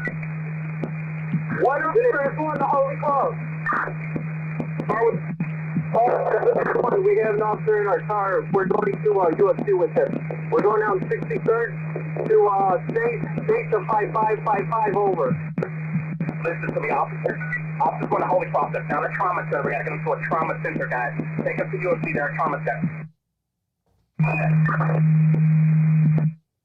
Go to UFC. Don't go to Holy Cross. Down a trauma center. Take them both to UFC for now. UFC. Approaching 63 Halstead. Approaching 6-3 in Halstead now. 6-3 in Halstead. All units 6-3, Damon and Western Block. We're going to UFC. Officer. Okay, we got you guys. Just call out the locations of where you're at. UFC is notified. 731, what's the conditions of... Stand by. 731, what's the conditions? That's your partner, Rap. P.O. Rap. He's with us. P.O. Rap. P.O. Rap. What's the condition of the officer in your vehicle? He's talking right now, squad. Okay, 10-4. Whoever has my other officer, what's the condition, guys? 736. She's not responsive. She's unconscious. She's looking for from the base. I'm heading right now. You cold. North on 67 Halstead. About 60 steps down to east. Here's your thing. Alright, 10-4. We got him going, guys. First squad, not my first. Okay, listen to me. Take that damn vest off right now and start compression. Start breathing. Whatever we gotta do, start it now. While you're driving, the officer in the back with her, take the vest off and start compression now. You got the air. 736, compression started almost 15 minutes ago. Okay, excellent. Keep it rolling, baby. Keep it rolling. We got it coming. They know you're coming in. And units that are at UFC Hospital, have those doors open for me. Have them open, guys. Have them ready. Go ahead, boy. Okay, boy, we got the male officer here. They got him in the CR right now. Side door to the emergency room is open. Bring him through the emergency room side. Right, bring him through the emergency room side, guys. Guys, male officer going to the ER. Bring him to the emergency room. Break right after and the other female officer, please get her in there, guys. Make it quick. Be safe getting there, but make it quick. R3, repeat that last transition. Shot in the head between the eyes. Both officers are responsible in the hospital. You'll see. Keep the air clear. Looking for offenders? Yeah, 2 in custody. These are only guys that were shooting guys in custody. 6-foot boy, 6'3", I put the other one in custody. The son being guarded by my partner, so we can get these two over here to recover. Are these both the guys who shot? Are these both our offenders? The fourth bud. This is the Maze Jackson Show. We'll be back after these messages. The Maze Jackson Show will be back after this break. WIIFTBP. Shop at Black-owned and operated Solo Beauty, where you are appreciated and respected. Located at 8158 South Cottage Grove, Solo Beauty can supply all of your black hair care needs. Solo Beauty is open from 11 a.m. to 8 p.m., Tuesday through Saturday. Introducing your trusted source for high-quality black emojis, better known as Blackmoji. We believe black is beautiful, and that beauty should be reflected in the digital market. Now there is an app that does just that, starting with Black Greek letter organizations. Blackmoji D9 offers more than an emoji app. It is a cultural experience of black excellence. Download the app in the Apple or Google Play Store to access a specially curated catalog of emojis representing the Divine Nine. Use the emojis to celebrate Black Greek events, acknowledge current events, support social causes, and learn about esteemed Black Greek members who blaze the trail of Black history. A portion of every subscription goes toward a scholarship fund specifically for members of Black Greek letter organizations to help keep the legacy alive. Download the Blackmoji app today. Oh, baby. I mean, I know that you're here with me and everything, but since you just left a few hours ago, I've just been going crazy. And I done come to realize one thing.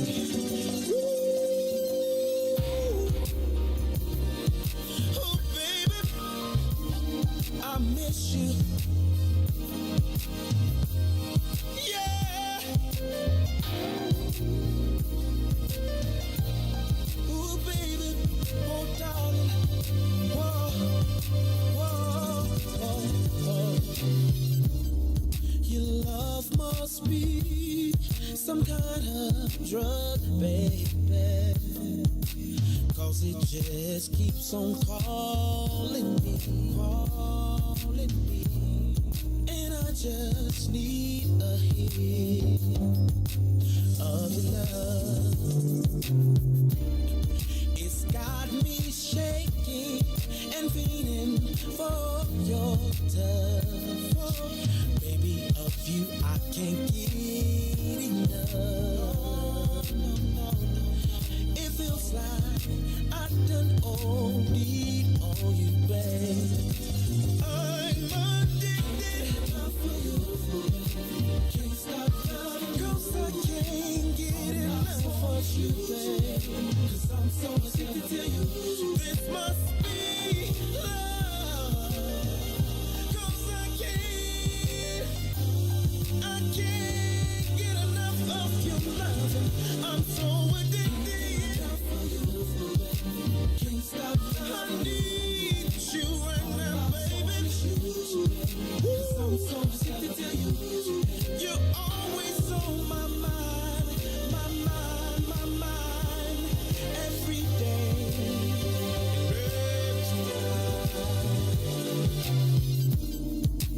It's been too long since I had you in my arms, and I don't know if I can take any more of being without you. Even though it's only been an hour, it feels to me just like forever. And I am hoping that I can see you soon. See you soon. I'm so addicted. Lord have mercy. I can't be without you, baby. Oh no, not for a minute, not for an hour. I can't get enough. I'm so addicted. Ooh. I need to check myself into some kind of rehab, 'cause I need some help. Somebody help me, please. Please. You are listening to the Maze Jackson Show. I'm your host, Maze Jackson. I got my man DJ Reese the Ruler. We flying at 60,000 feet, and we are talking about these shootings, these police murders. Anybody on the line? Give us a call, 872-259-7474. Y'all, I'm confused. I'm so confused. I don't understand the shooters. I don't know. Like, I'm looking at the pictures. I'm saying who is who is what, like who's on the team, who's not. Because realistically, man, and I think that I think the Inglewood and the whole fact that they keep leading with the kid with the dreadlocks drops this in our lap. Let me go to the live lines. Anthony, you on the Maze Jackson show. Talk to me, man. I'm so confused. Good morning, Maze. What's up, Anthony? How you feeling, man? You taking care of your health, brother? I'm trying to, man. I've been up in the house, the AC running for 2-3 days because it's getting ready too hot for my compromised self. But anyway. So we got to get the plant-based African over there to you, man, so you can get your diet right. I've been working on my diet. Believe it or not, I was fed meat alone for the most part. But anyway. Okay. To what we're trying to, let me point some things out to you. First of all, Shorty there, right? The one with the tattoo. Well, 2 of them got tattoos. One just got a big one with a line across. The spider and all that stuff. Uh-huh. Notice he's tattoo over his right eye, right? Uh-huh. And then he's got the dots going along that. That indicates that's gang activity. Wait, you talking about the one without the locks? You talking about the one with the lion on his throat? Yeah. No, I agree that it indicates some gang activity. All right. Talk to me. I'm sorry. All those dots are indicators. Those are people that he done shot. So I've heard something to that effect in my life. I can't verify it, but I do think, like, when I look at him, I'm gonna say 2-1 Holmes. Anyway, you say they were from Chicago line, right? Right. All right. If they live on the other side of Western, that Chicago line. We talked about that once before, but I ain't gonna go through all of that. Anyway, they coming into Inglewood, West Inglewood. Remember I told you there's a difference in Inglewood and West Inglewood? Right. Okay. They're coming into West Inglewood. Had they not been stopped, they would have been on some skullduggery type stuff in West Inglewood. Coming across Western, going into the hood, looking for certain people. All right. Now, when the police approached them, with them not having the melanin and being followed across Western, where you going? Was probably what they were thinking. And they gave them the benefit of the doubt because of the lack of melanin. So they relaxed. All right, well, at least they ain't looking like Maze and Anthony. So we can trust them. And that's where they made their mistake. They got the doubt, and that's what it cost. Ooh. Now, I hate to see police get shot. I hate to see anybody get shot. But that's what happened, man. Now, had it been you and I, we wouldn't have got the dogs. They've been talking about, they made a move, and we unloaded them. Hey, bro. Man, that's pretty deep. So you saying that the only reason they even got the drop on the cops was because of their lack of melanin. And man, Anthony, that's a really good theory of them coming across Western, what they was on, and they was riding dirty. And usually you put a chick in the car so that you put the chick in the car so that the police don't think you on some skullduggery. Anthony, you there? Yeah, I'm still here. Hey, man, you see, you going to get David Brown to curse us out because he going to be snapping on us for making theories. He don't like that. Well, David Brown need to go back to Houston. He wasn't from Houston. Don't send him to Houston because that's where I'm trying to retire. Send him to Texas. Send him back to Dallas. You from Texas, man. He's a good old country boy, but he up in the big city now. Yeah, he is way in over his head. And I'm about tired of them. They call him administration. It's crazy, man. Anthony, thank you for calling, man. You make sure we got to get you. Right. I appreciate you, brother. This is the Maze Jackson show. Man. Keep up the good work. Thank you, brother. Thank you. And I appreciate that theory. That's a damn good theory. We gonna all play like we all detectives, like this is CSI. Right. This is the Maze Jackson Show. We got any other calls? Any other callers on it? Let's talk to them. All right, let me talk to caller. You're on the Maze Jackson Show. Go ahead. Good morning, Maze. Good morning. Who this? Good morning, Maze. Sister Zakiya in the house. Hey, Sister Zakiya, how you doing? Listen, it's a dead cat on the line somewhere with this case. I'm just telling you, it's a lot of stuff going down that they ain't telling us. You think you're confused. I'm confused because Martin videoed it on the scene. So I don't know if it was the dispatcher or some other police, but why was the order being sent out over the scanner for the police to disengage their camcorders? Was this the brother that they're praising for handling it so well, or was there some other police coming in saying, disengage your camcorder, disengage your camcorder? And why were they looking for a black woman in a black hoodie when it was clear that this young woman was a Latino? I seen the pictures. It was clear she was Latino.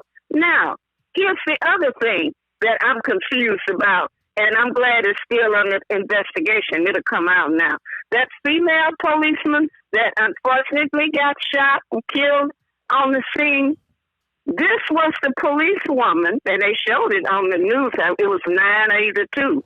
This was the policewoman that saw the group of policemen about to go in and raid unlawfully Anjanette's home. She stopped and asked them did they need some backup.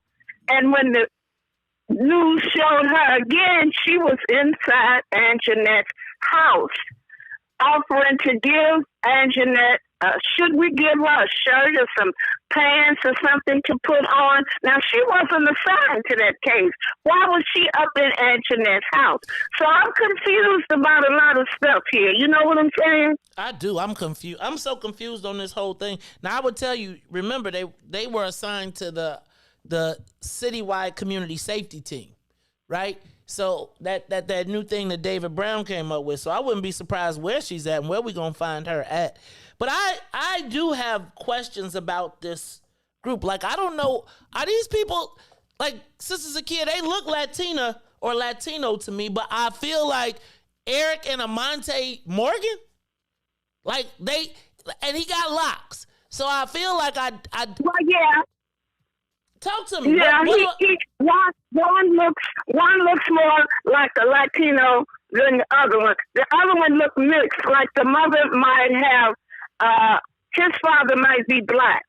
Okay, and you know how that goes. You know how that goes. But they always gonna spin things to look like the black people are the monsters. They're gonna always spin it like that. It is always about race. I don't care what nobody tries to say and how proper they sound when they say it's not about race. They are a damn lie. It's always about race. Ooh, thank you. And that's what they were trying to make it look like. And that's why they couldn't find this black woman in a black hoodie that night, because I was praying for her, because I knew they were going to kill her. They couldn't find her because she wasn't a black woman. Let me tell you something. No, it's crazy. It's crazy. I think it is too. And I just need you can cut Sister Zakiya. Thank you, Sister Zakiya, for calling. I think it's pretty. I really feel like the way that they keep pushing these stories out, though, like they lead with the person who didn't do the shooting, right? And so let's just say they are brothers, right? Same mother, different fathers, or same father or whatever, but one clearly has, I'm going to tell you like this, he ain't folks or a vice lord. He might be a SD, but he ain't Mr. Tattoo lying on his throat. That ain't no black dude like that. And if he is, he's confused about who he is because of where he lives, right? Because he had to pick a life to where. But I don't know, man. Y'all see the new? And I feel like we got to put these pictures in order, right? Because right now the way you look at them, and I'm gonna show you two sets of pictures. Everything that they lead on the news is the black kid or the kid with the locks. So you automatically say black, and you think that he's the shooter. He's not the shooter. The shooter is picture 2, where you see the guy with the the lion on his neck and the lines, the blood and the tattoos under his eye. Now, I'm going to say you ain't rocking tears under your eyes just for the heck of it. Right? And I think that everybody, because in some kind of way, that's a pretty bold sign. Uh-oh. I'm going to have to call my... Okay, Tyrone, call in and explain this to us. Help us understand what we got. Help us understand. Like, and if we got any street experts that can help me understand what's going on, call us. Help us understand what's going on. Because I don't understand who did what in this case. And I feel like with the West Inglewood and that connotation, but the best sense that made sense to me was Anthony. When he said people came over the line. Let's talk to Brother Frank. Brother Frank, you're on the Mace Jackson Show.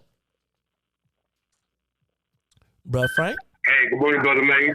Good morning. Can you hear me? We hear you, Brother Frank. Can you hear me? Yes. Hey, listen, I hear what everyone is saying, but I'm looking at this. I'm looking at something else.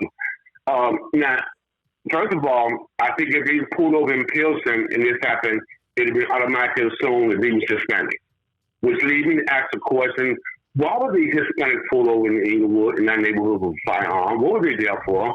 It also leads me to say, did the police actually break up with a lot of us? Was suspecting that people outside our community was coming over, shoot us up, and then getting away, leaving us thinking there was one of us shooting up, you know what I'm saying, our own people, you know what I'm saying? We might have got a blessing here. And lastly, let me say, this was like we were saying yesterday, these Hispanics knew they had a firearm on them. They remember Adam Toledo. They remember your Hispanic Alvarez. You black or you brown, when you got legal right to have a firearm or not, when the police check of a gun, you end up dead. So they got draws down on. But I wonder, why would they pull up in our neighborhood? You know what I'm saying? What were they about to do, Brother Mays? That one look, and they both look Hispanic to me. In a chase, it's easy to assume. But like I said, if it was in Pilsen, they probably been saying 2 million Hispanic. But it was in Inglewood. It was assumed they was black. That's why I see it. But why were they there? I think Brother Anthony. I think we have a legitimate point here.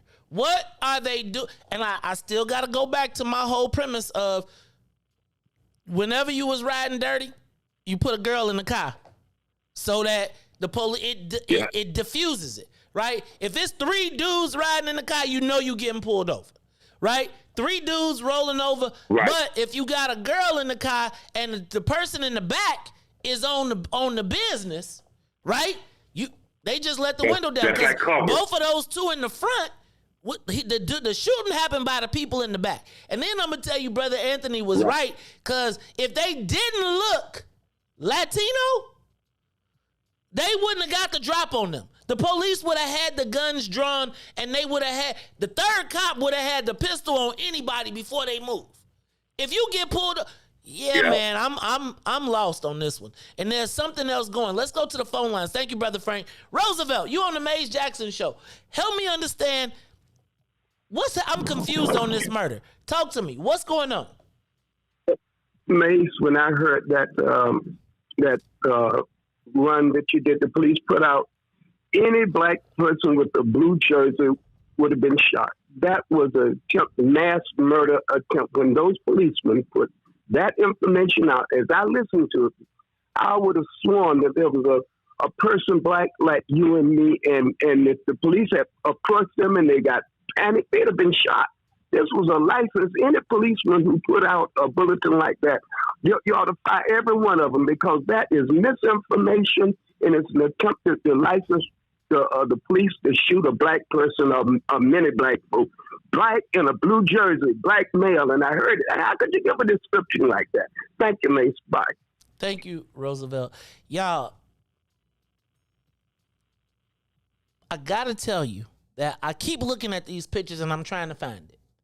I really am. I promise you, if you cut the hair off the locks, he going for white for me. In the dark, though, just think about it.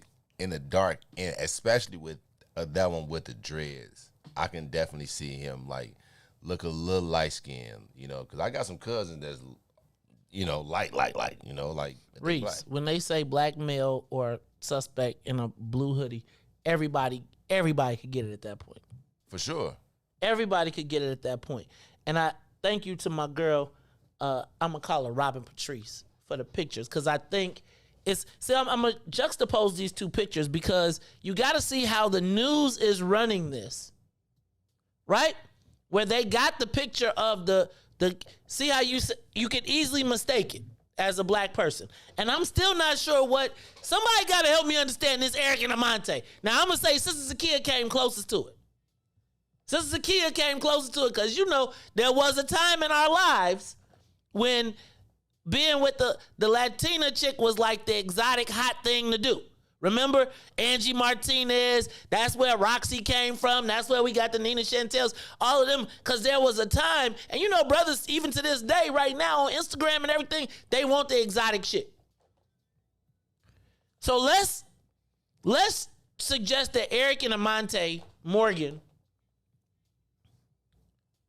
you think they're of mixed race? I think the one with dreads for sure is like... That's the younger one. I think they got looks more. He looks mixed for sure. So light-skinned dude, you know the pretty boys, right? Light-skinned black dude, a Latina sister, Latina chick, bang! They both got the same last name. But if you live in the hood, then you probably got, dad might swing by, but if you live in the hood, mom living that life, the kids in that life, you know what it makes me think of? I talk about black dudes that was rude boys, but have you ever met like a black dude in a Spanish gang? Only one. I have though. Like yeah, I've met a lot of black dudes that say you live up in a north side mixed up neighborhood. So they wind up being something like they don't be a GD, they be like a SD or a Simon City Royal or something along those lines where they get mixed up into that whole piece and living the life. But I'm just going to tell you, left unchecked, left undiscussed, unquestioned, we in trouble because everybody assumes it was some black folks that did this. Now, I'm going to tell you that they're going to downplay it because you know who the number one victims are, right? Man, there you go. There you go, Brandon. Black Latin Kings, all the time. Seen them all the time. And they straight up was. But I think you got to look at these pictures because I think it's important that we understand where we fit in this dynamic. Because if you don't think, yesterday I was just thinking about police riding through the neighborhoods now, and now they own one. Right? You get pulled over, it ain't no one, they ain't even taking no chances. And my thing is, that really is going to play out in our neighborhoods. Because right now, the most important group in the city of Chicago to every other group, which is why they said Inglewood and not West Lawn, is the Latinos. See, because you can't afford to have this be questioned. They got a Latino, like Lil Murder, what was his name? Lil Homicide? They got pictures of him talking about, I'm Lil Homicide, I'm a kill, murder, death, kill, and we celebrating him like a hero. Like a victim. And okay, this is what we got to do. I want everybody to pay attention in the news. Every time we see the pictures, and they lead with the kid with the dreads, right? Further burning it down into your head. Pay attention to every news story. Go to Google right now, because I literally was going to Google trying to find the pictures, and every picture that I looked for had a Latino, had the locks dude on top of the guy who actually did the murder. And they show them both together, even though they're clearly saying that the guy in the back did the shooting. Right? The girl didn't even get charged. for lack of evidence, and they had body cameras? Let's go to the phone line. We're going to talk to one of our resident street experts, the one and only Brother Tyrone Muhammad. Brother Muhammad, welcome to the Maze Jackson Show. What is going on? Tell me what we need to know. What is it that we don't understand about what happened yesterday? Well, hey, man, you're giving me too much praise. I'm an expert, but I'll take it for now. Listen, bro, this thing is huge and bigger than we really understand, and we don't even have enough time or even on this conversation to even tap into what's really going on out here. See, one thing for sure, when I was incarcerated, I used to always tell my Latino brothers that stop taking on the negative stereotypes and culture of black people. I say, y'all like to call yourself niggas and emulate the negative traits and behavior of black people. Pause, Tyrone. Pause real quick. Hey, y'all, this is the Maze Jackson Show. We want to thank everybody on WBGX 1570 AM for tuning in with us. Y'all can catch us every day, 6:30 to 8 o'clock. And if you want to go, we're always 6 a.m. to 9 a.m. You can get us on the Maze Jackson page on Facebook, on the Maze Jackson channel on YouTube, as well as Twitter and Twitch and Periscope. So thank you all. Please continue to join the conversation. Give us a call, 872-259-7474. Tyrone, continue. I tell my brothers, my Latino brothers who I did time with or was serving time with, and I watched them emulate the negative behaviors of black men, even to the point of wearing dreadlocks. I said, listen, y'all doing this now. Y'all the fastest growing population. Y'all the fastest growing population being incarcerated because they done locked us up so damn much. We don't have no more lockup in us. Now, y'all are the new niggas. I'm going to say it again. I say, you doing that, you are the new niggas. Now, let's just fast forward. Here we are in a situation where we're looking at that case, and they got us focusing on this issue. Man, violence is as old, is as American as apple pie, bro. This is nothing new. It's like you're talking about the images. They're pumping this out. They're pumping these images out. But the real question is, when I listen to that tape, and I'm out here with women getting shot, kids getting shot, the dispatchers, the police don't respond the same when a citizen is getting shot. It's not enough in the love that I have to get out here and make sure our women are not being terrorized and victimized in these streets, carjackings, and we're dealing with the little Marquis, the little sister just got killed, shot with the accidental shooting of the little 4-year-old who we trying to raise money for to bury them right now in Burr Oaks. We need to keep the family need assistance in that. I'm working on that right now. And what I'm saying is, man, the police, in the way that they deal with citizens and civilians, is the thing that needs to be questioned. What is the police job? It's the number one thing I think you should talk about. Because if the rules are, you can pull me over anytime you want, and I'm saying I'm free. Even if I had an expired tag, I said that's really no more than a citation at the most. When you have cops jumping out of the communities, mostly a lot of Latino cops is riding our communities now. That's not from our communities, and they operate in a Gestapo type way in which they deal on the ethical guidelines and standards and the boundaries that they're pushing on these young brothers and these sisters, because what they're doing is, while white men are being made legal dope dealers in this city, this state, with the help of so-called black elected officials, they pulling our sons over for a smoking joint. This is justification now to pull them over because I see them smoking while high. I see them driving while smoking. I smell weed coming out the car.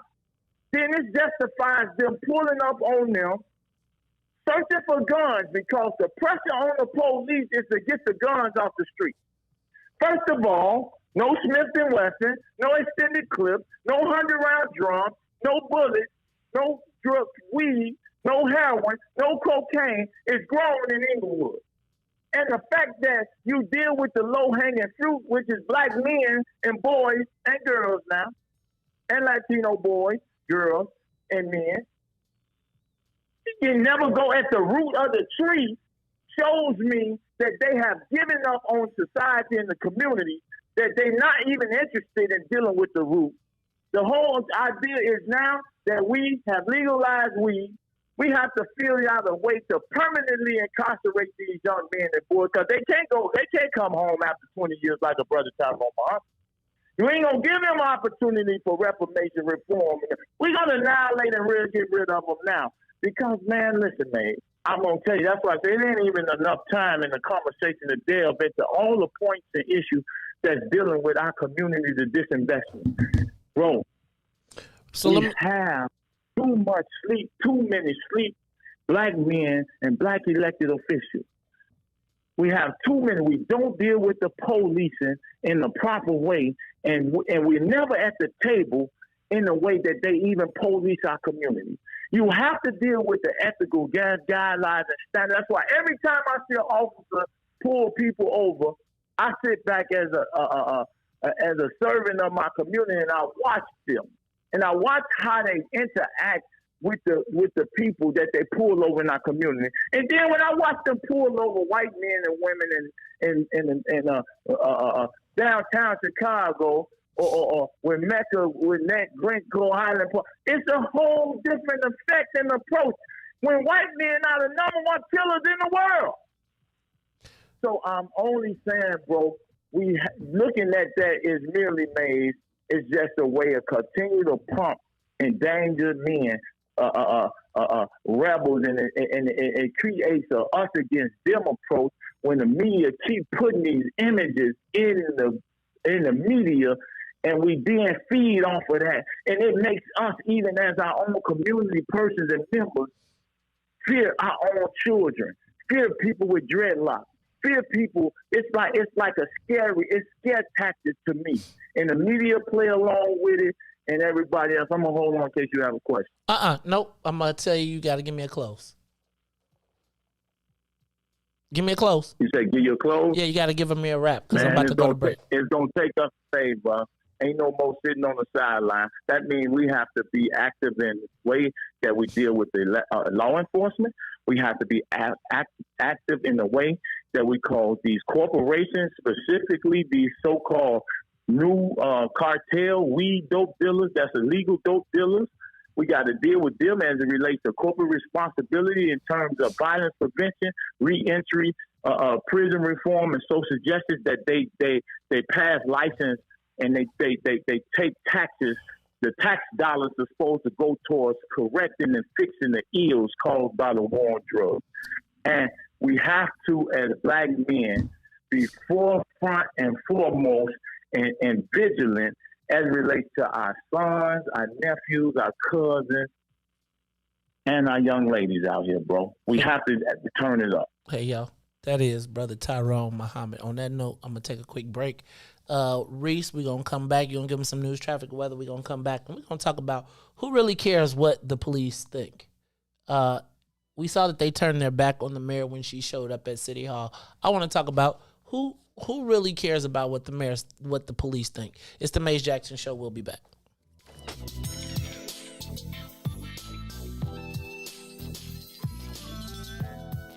The Maze Jackson Show. We'll be back after this break. WIIFTBP.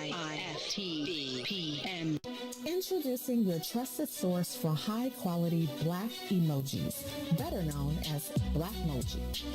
We believe black is beautiful, and that beauty should be reflected in the digital market.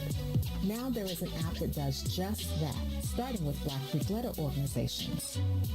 Blackmoji D9 offers more than an emoji app. It is a cultural experience of black excellence. Download the app in the Apple or Google Play Store to access a specially curated catalog of emojis representing the Divine Nine.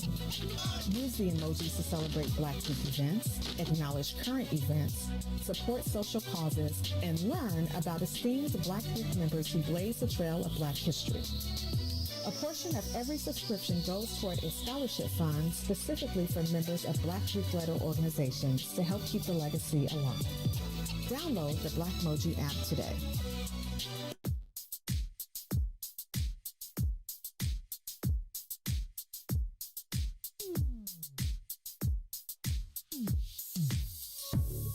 I don't know what you did, but you did it right. Girl, you make it look so easy. Everywhere you go, heads turning left and right. Can't say you a dime, you're a 20-piece. Cause girl, you're the reason I be acting funny. Everything in me telling me don't let you get away. And all the guys looking like they wanna love you. Every day I'm your body, got not over my dead body. Why you gotta look so good? Why you gotta look so good? Why you gotta look so good? With your hair done, nails done, when you put that grown on, why you gotta look so good? With your hair done, nails done, when you put that grown on, girl, why you gotta look so good? I can look and see you're not an average chick. You're shutting it down everywhere you go. Girl, I want you as bad as I wanna check. Cause you're sexy from head to toe. Girl, you're the reason I be acting funny. Everything in me telling me all that you get away. And all the guys looking like they wanna love you. Every day I'm your body, got not over my dead body. Why you gotta look so good? Why you gotta look so good? Why you gotta look so good? With your hair done, nails done, when you put your grown on.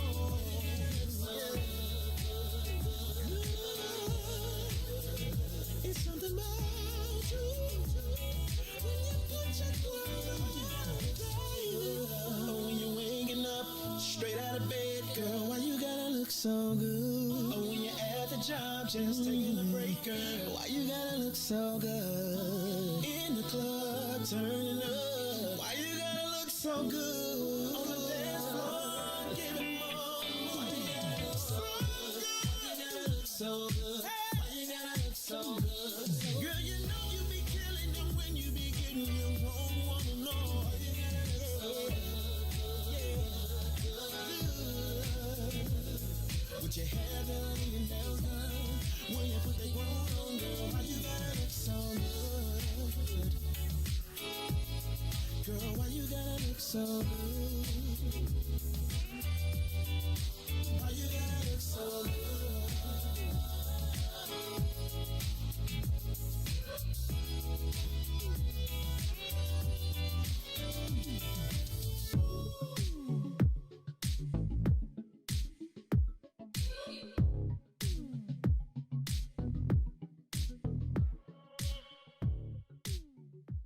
And now, traffic and weather. Good morning. What's in it for the Black People Media family? The time is now 8:12 a.m. and I'm Reese the Ruler with your Chicagoland area sports traffic and weather report. In sports, the Chicago White Sox was back in action as they headed up to Minnesota to take on the Twins. Eloy Jimenez homers twice in back-to-back nights and also drives in 5 runs as the Sox will win 11-1. On the traffic on the Kennedy, O'Hare to the Loop will be 33 minutes. Outbound to O'Hare all the way up to 48 on the Eden. Inbound from Deerfield to the Exchange will be 37. Exchange to Deerfield will be 32. On the Eisenhower, Thorndale to the Loop is 44 minutes. Back out to Thorndale is 38. Stevenson from I-355 to the Dan Ryan will be 34 minutes. 29 minutes back out to I-55. The Dan Ryan is 21 minutes to the Loop and 16 minutes to 95th. If you're out there on DuSable Lakeshore Drive on the south end, it's 55th to Jackson is 12, and Jackson to 55th is 7. On the north side of things, Randolph to Bryn Mawr and Bryn Mawr to Randolph are both 8 minutes solid. Today's weather, it is currently 80 degrees and mostly cloudy. Expect a high of 91 and a low of 73. I'm Reese the Ruler. Now back to Maze Jackson on the Maze Jackson Show. Back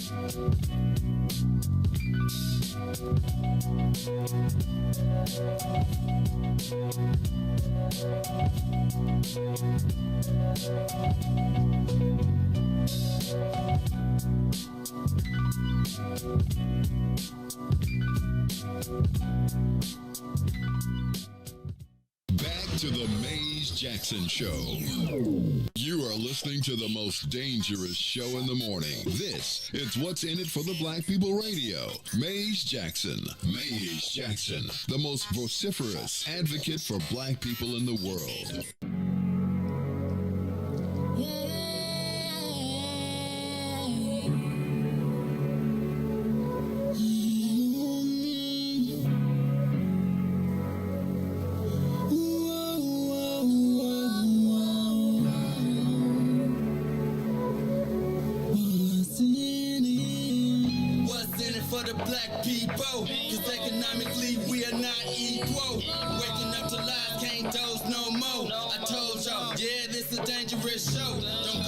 Church if you ain't trying to help us. Don't even try to be around and can't protect us. We see the lies, not other politicians. We need money and no symbolism. It's Maze, it's Sonia, and Ruthie, and Todd, explaining how we all come from God, giving us tools to beat the odds. If we united, our movement gon' stop. If they ain't trying to help us, they ain't trying to do nothing. We gotta do something, we gotta stop running. It's time to confront the problem. Really, you expect your oppressed to solve them?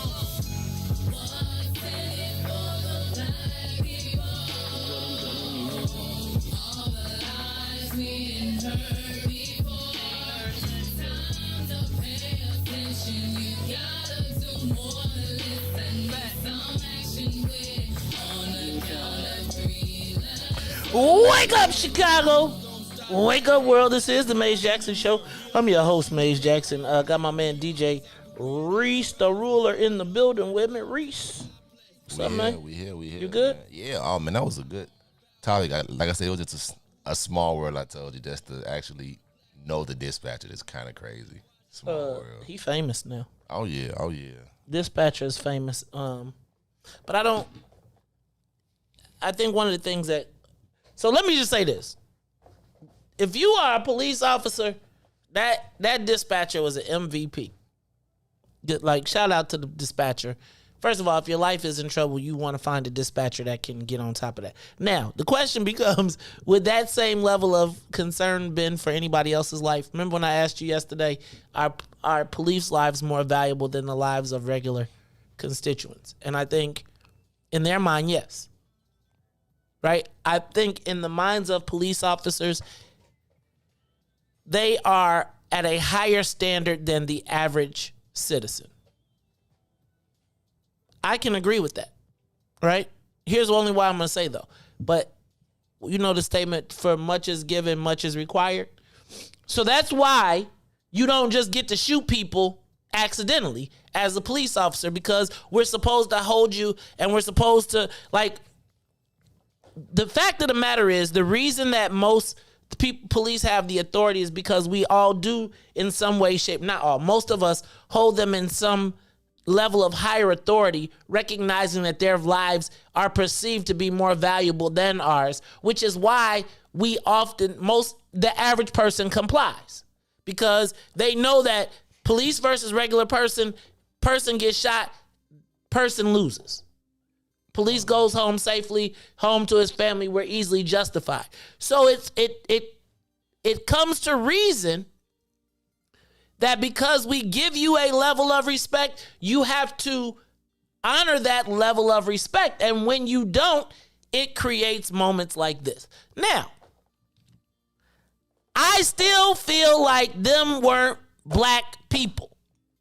Or I don't know if I want to say they weren't black people, but they do not clearly seem to have allegiance to the black community. Like I told you, y'all know it's like it's black people that join white gangs and Latino gangs and organizations, etc. And I'm going to tell you, oftentimes, the guy that joins the opposing organization has a lot to prove to himself and then to them. So a lot of times, they're extra.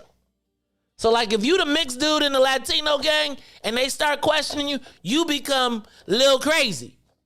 Right? You be like, oh, little Bobby. You be like, hey man, your name ain't Gonzalez. Your last name is Martin.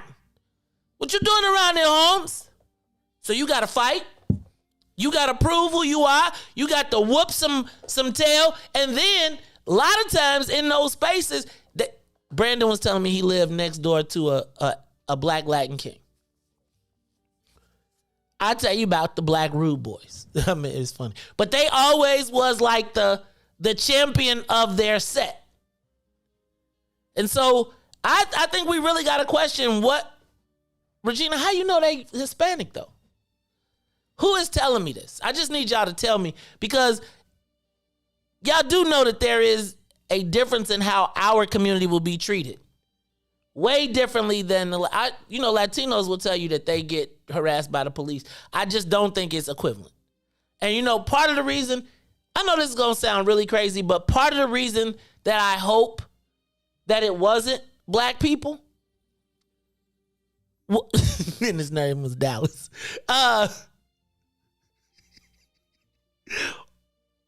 One of the reasons that I truly am concerned about the race of this person is because I feel like it's going to impact our lives. Right? Like, if a police officer gets shot, every black person that gets pulled over getting ready to have an issue. Right? Like, yeah, it's... Right? So I'm 10-2, but even at 10-2, they don't care. And so I do think it's like, you know how we always be like, who did it? Whew, glad it wasn't a black person. I did that with this, and then when I saw the pictures, I was kind of like, phew. Then their names was Eric and Amante. And I'm just saying, Amante. Amante sound a little black. Right. Eric do too, but I do know some Hispanic named Eric. And you know a lot of Hispanics named Eric. You don't know no Hispanics named Amante. But again, that's why Amante had to be the goon. Amante Morgan, that ain't 2-1 Holmes. Amante, you not from around here, bro. Where your mom? Who's that Mayete come see your mom? What you say? What you say about my mama? Let's be clear. You got to be you got to be living a life to do that. To do this, to do the next stuff, the way he got it, with the eyeball stuff, you got to be living some life. Because if not, somebody's going to test you. Right? As somebody's going to test you. And so I got to ask, why does it seem like there is such a press to make sure that this is, and maybe, am I seeing this wrong in the media? Like, Emonte, look at the brothers and sisters figuring it out. Emonte, okay. So I gotta ask y'all, do y'all think this is? What are we gonna say here? Will the police crack down if it's Latinos? Will we see any? Cause y'all know they gonna push on us. They gonna blame this on Black Lives Matter. All right, y'all. Maze Jackson Show. I want to continue this conversation. Did you all see the pictures that were circulating everywhere? If you look up in the corner right now, and you can see right up here, I have the picture from the mayor when she went to the hospital to talk to the family after she went to the hospital to talk to the family after they found out about the murder. And while she was there, apparently, according to newspaper reports, the father of the man, the young gentleman, is a second-generation police officer. So his father was a police officer. He basically apparently cursed the mayor out when she tried to come, and he blamed her and said it was all her fault. Then as she tried to approach the police officers that were there praying, apparently they turned their back on her. Again, you can see the picture right here of them turning their back on her. And then I got to thinking about how many police officers are there. There's about 13,000 CPD, give or take a couple thousand. Who really cares what the police think? I want to know in this space, because, you know, like they're like, the police are mad, they're upset, and they're blaming the mayor. Now, you know I'm not the biggest mayor fan at all, right? I'm not. I don't know how she is responsible for this. Now, I can say as the mayor, she wears the jacket for everything that happens in the city. But I do ask, who really cares about what the police think besides the police? Now, the phone lines are open. Give us a call, 872-259-7474. So to make this question go, I put some categories together. Categories you want to hear. So here's what tell me if I'm right, tell me if I'm wrong. If you are a black person, you're not sorry, but.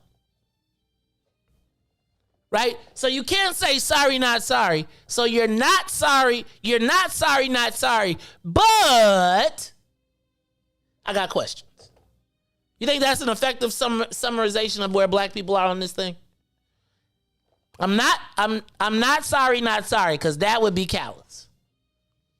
But I think we've seen enough black people killed innocently at the hands of police that our hearts are hardened to the whole police murder thing, right? And so every time we see a black person, it's like you can only cry so much. You can only be hurt so much. You can only be shocked so much. So when they do it to a police officer, it's kind of like, damn, that's messed up. But we see that every day in our neighborhood. Is that an effective summation? Maybe of how black folks feel? Like, we think it's terrible. But not sorry, but. Then I would say, how do the white people feel about it? Well, I think all you have to do is go to social media or go to the Fox 32 page, as Tiger Lily just tagged me in, and see what the white people feel. I think I was reading yesterday, Martin said that he was working with somebody, and while they was taking care of somebody, it was like, we need to burn the whole Inglewood down. See, I feel like the white people, especially if those people were black, would be like those animals, and we lost heroes. If you go look at every white politician's page, they are like, we had heroes die in service or blah, blah, blah, blah, blah, blah, blah, blah, blah, and not. I scrolled all the way back 4 years on most of these timelines. Not one peep about Laquan McDonald, Rakia Boyd, or any of that. So I feel like white people are like, we got to get these people in control. They're destroying our city. Latinos, I think Latinos have taken the premise of, if you can't beat them, join them. And when I say beat them, you can't beat the white boys. So join them in beating and villainizing the black people while you join the police force and still protect your neighborhoods and your barrios, your barrios. Did I get that? What y'all think? Give us a call, 872-259-7474. But who really cares what the police think? I think there were 4 aldermen that talked about the police feelings. We know that Alderman Matt O'Shea, for those Beverly Mount Greenwood residents. We know Alderman Nick Pizzato. We know Alderman, I can't think of his name, the other one. Plus, then we got Nick Pizzato. We got, I can't think of his name. What's the white guy up north? So it's a couple of them up north. Nick Pizzato. But the white guys have got to stand by the police. But what is our response? Let's talk about this. I'm gonna go to Katie.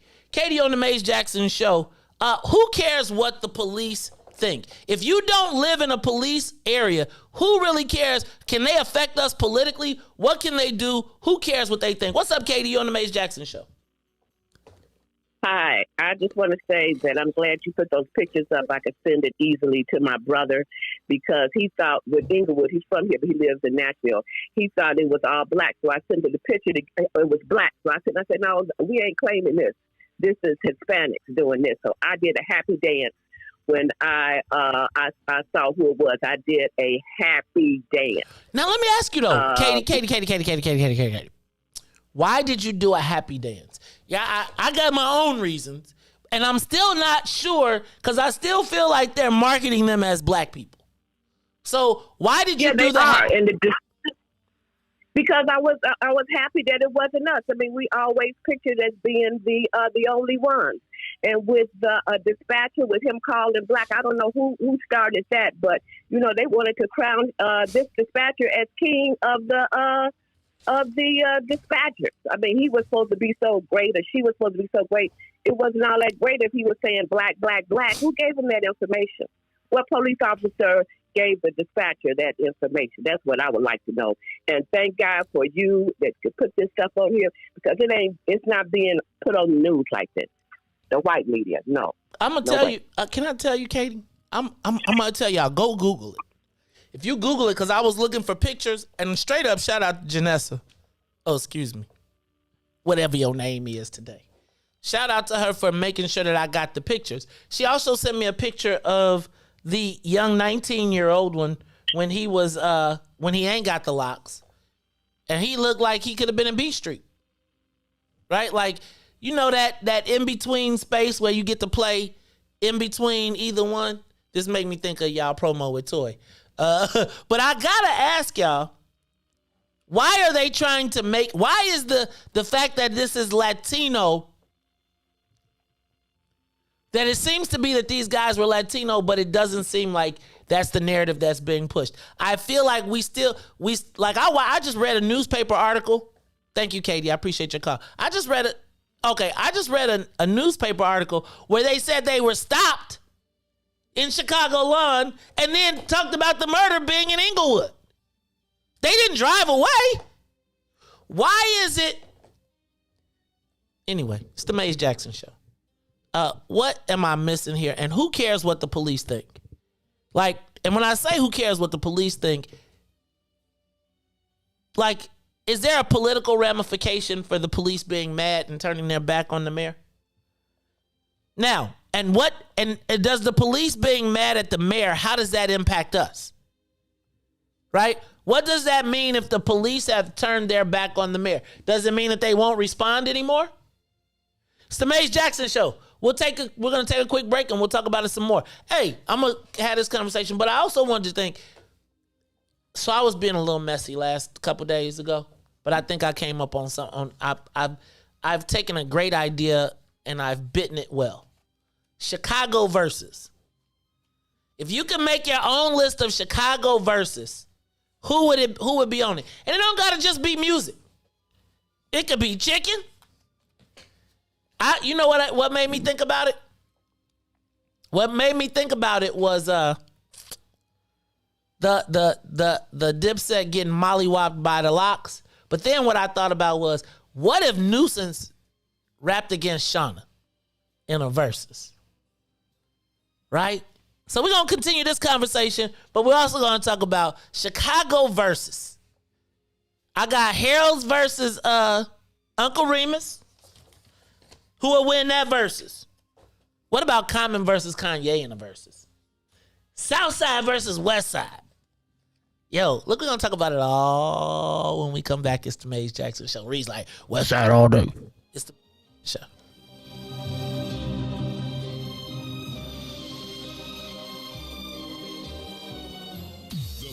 Jackson Show. We'll be back after this break.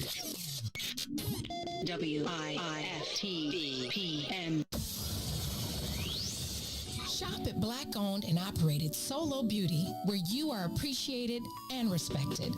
Located at 8158 South Cottage Grove, Solo Beauty can supply all of your black hair care needs. Solo Beauty is open from 11 a.m. to 8 p.m., Tuesday through Saturday.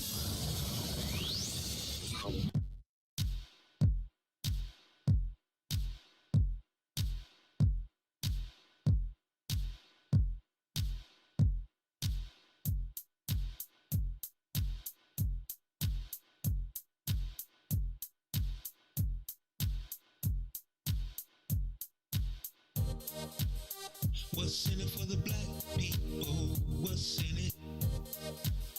What's in it for the black people? I'm in it. What's in it for the black people? What's in it? What's in it for the black people? I'm in it. For the black people. For the black people. For the black people. For the black people. For the black people, for the black people, for the black people, for the black people. What's in it for the black people? Let's hear it. What's in it for the black people? Don't fear it. What's in it for the black people? Let's hear it. What's in it for the black people? Don't fear it. For the black people, for the black people, for the black people, for the black people, for the black people, for the black people, for the black people, for the black people. What's in it for the black people? You know it. What's in it for the black people? Let's show it. What's in it for the black people? You know it. What's in it for the black people? Let's show it. For the black people. For the black people. For the black people. For the black people. For the black people. For the black people. For the black people. For the black people. For the black people. For the black people. For the black people. For the black people.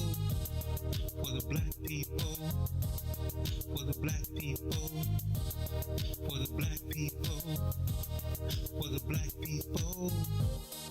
You are listening to the Maze Jackson Show. I'm your host, Maze Jackson. Boy, that was the extended remix on that one. You kept check swinging it. You kept check swinging like, it. Yeah, he didn't go all the way around. He did not go all the way around. So I called it, hey, y'all, shout out to my man Tyrone Tate with the What's in It for the Black People Steppers version. Hey, y'all check out the What's in It for the Black People playlist. I see Brother Anthony Muhammad sharing it. Y'all know Anthony Muhammad is the president, the president of the unofficial Atlanta chapter, which we plan to open up when we come down there. So we're going to bless Brother. I'm ready. We're going to bless him in. We're going to go to Atlanta. We're going to broadcast live. How many shows we doing? I don't know. I personally say we go down that Wednesday so we can do Wednesday show. No, you want to go Wednesday, kick it off, Thursday, so we can actually do WeCo, then do you know what would be dope is if we took the whole lineup and did the whole lineup from Wednesday on. So bounce out, be there Tuesday, get to the hotel, set it up in the lobby, open up get a ballroom, get a room, set it up, or get the presidential, right? Get the presidential, everybody come up, we broadcast, we invite listeners, we do our whole thing. You want us to come to your town? Because we'll broadcast from your town. Boosie, you invite us, we'll come down to East St. to the Boogie. You got to get us a spot. Y'all want us to come to the suburbs? Look, I want to get out the studio anyway. I enjoy broadcasting live. I'd love to come. You know, we had a great time. I'm going to have a better backdrop than like when we did Nidra's. But I'm going to tell you, I love getting out of the studio. Also, I want y'all to drop in on me. I'm going to tell y'all tomorrow, Thursday and Friday, y'all might have to come pick up some of y'all some What's in It for the Black People. Yeah, I'm going to let y'all know about that. Whew. So, y'all, Eric and Amante make me nervous. Amante, yeah, Reese, I'm just telling you. I'm looking at Amante. Them don't look like black tats. Oh, for sure not. Come on. Yeah. Them don't look like tattoos black people get. One of my sources say that the chief of police, or excuse me, Soup said they didn't have an extensive background. And so, in my, I got the backlog. They really don't have no charges in there. So it must be all juvenile. One is 19, so he just crossed the line. 21, you could, but first of all, here's the thing. You could be a mass murderer in Chicago with a 2% clearance rate. You could be sitting next to Stone Cold Killers and don't even know it. It's the woman that's the key though. Like she got off scot-free. So it's mine. So what? That's why so she had to say something. She did say something, but is she gonna stay in the hood? She gotta go. Yeah, I'm looking at these guys right here. I'm looking at these guys. She better not go home. Go get Yvette right now. Man, pull out the house. Man, Joe. Yeah, and you know it's girls ready. Because I'm telling you, man, they gonna be like, so you gotta give me something or you ain't leaving here. Like she's like, oh, it wasn't enough evidence. Like, come on. You done seen people get charged for just being with somebody with, like. Well, that's my thing. Like, remember how many times if you just in the car? Yeah. Because I feel like Quiet as kept looking at this, the way they at least the way they described it, they got pulled over in a traffic stop. Dude busts out the back. He was sitting in the back because he was gonna be shooting out the back window. He was gonna be shooting out the back. He was gonna be sitting in the back, right? And he might have been. See, Reese. See, I can make up. Now, I'm going to tell y'all ever do people watching and make up a story for somebody? I do it all the time. Like, if I go somewhere, I be like, she's a angry housewife. Her husband hates her. They get mad, but they're coming here. I make up stories for people. I could really I'm just telling you. Like, she ain't getting no charges, fleeing the scene. And can I just say, she don't look like a black woman either. She definitely don't. Like, I'm just saying, because you finna get somebody whooped up on. Like, I don't know what they saying. They so protective of her because she snitched. And can I also say that these charges seem so light? Oh, no. Not for the shooter. He got one charge of murder, first degree murder, 2 attempted murders, and unlawful use of a weapon. Nah, dog. I'm from the era where they hitting you with, man, from your traffic light all the way up to y'all kill. They threw them away. They threw them little traffic charges away. Well, see, now they threw the traffic charges away. But the traffic charges what got it all started. Yeah, but they'll be in there. They just in the paperwork, But they threw them away for. Reese. They don't care about that. I said the traffic stops, but I'm here to tell you, like, if coming from Chicago, they would charge you with each bullet. They would have said you tried to kill everything around. They would have hit you with the kitchen sink, so there was no way. And I'm gonna just tell you. The aggressive, this to me is Kim Fox's way back to at least chilling with the police. Right? Like, nobody's going to feel sorry for these guys. Nobody. Bury them. Now, here's what black people going to say. It's going to be a bunch of black people saying, how do we know? Uh-oh. They telling on us again. It's going to be a bunch of black people saying, well, we don't know what happened. And can I just say something? We defend everybody but our own damn self. That's a fact. We defend everybody but our own damn self. Here's how I feel. I feel terrible. Oh, they telling on me, y'all. I feel terrible for the police officers. But as Mary J. Blige says, I'm not gonna cry. I'm not gonna cry. I'm not gonna shed no tears. Why? See, I done offended somebody. I'm not gonna, because I feel like we watch so many murders and so many of our people, and the only time I've ever seen anybody line up with us, it was during the George Floyd's joint. Every other police murder, every time we've seen somebody good, bad, or ugly, yeah, they telling on me, y'all. They're reporting me. That's what's happening right now. So in case you're wondering why you're blocked right now, it's because we're being reported. See, we've got a large number of uninvited people or people who aren't regulars. You know, when our numbers start to go past 175, then we're in the realm of other people watching. People who aren't familiar with our conversations. So they start hitting the report, because they don't really want you absorbing this. See, we're not telling the same narrative. We're not telling the story. And so you got to understand, like, I know y'all be thinking I'm crazy when I tell you these things. We are the pipeline of information and free thought. Nobody's supposed to be having this conversation. Nobody's supposed to be talking about it from this perspective. And we piss people up. We piss people off. And they like stop them. And they're reporting them. And they're saying he's using hate language. No, we're having conversations. And see, every time I say it, pay attention. Because there's nothing glitching on my side. I want y'all to be clear. I got a monitor in here now that shows me what's going out live. So it's really only people hitting the button on Facebook.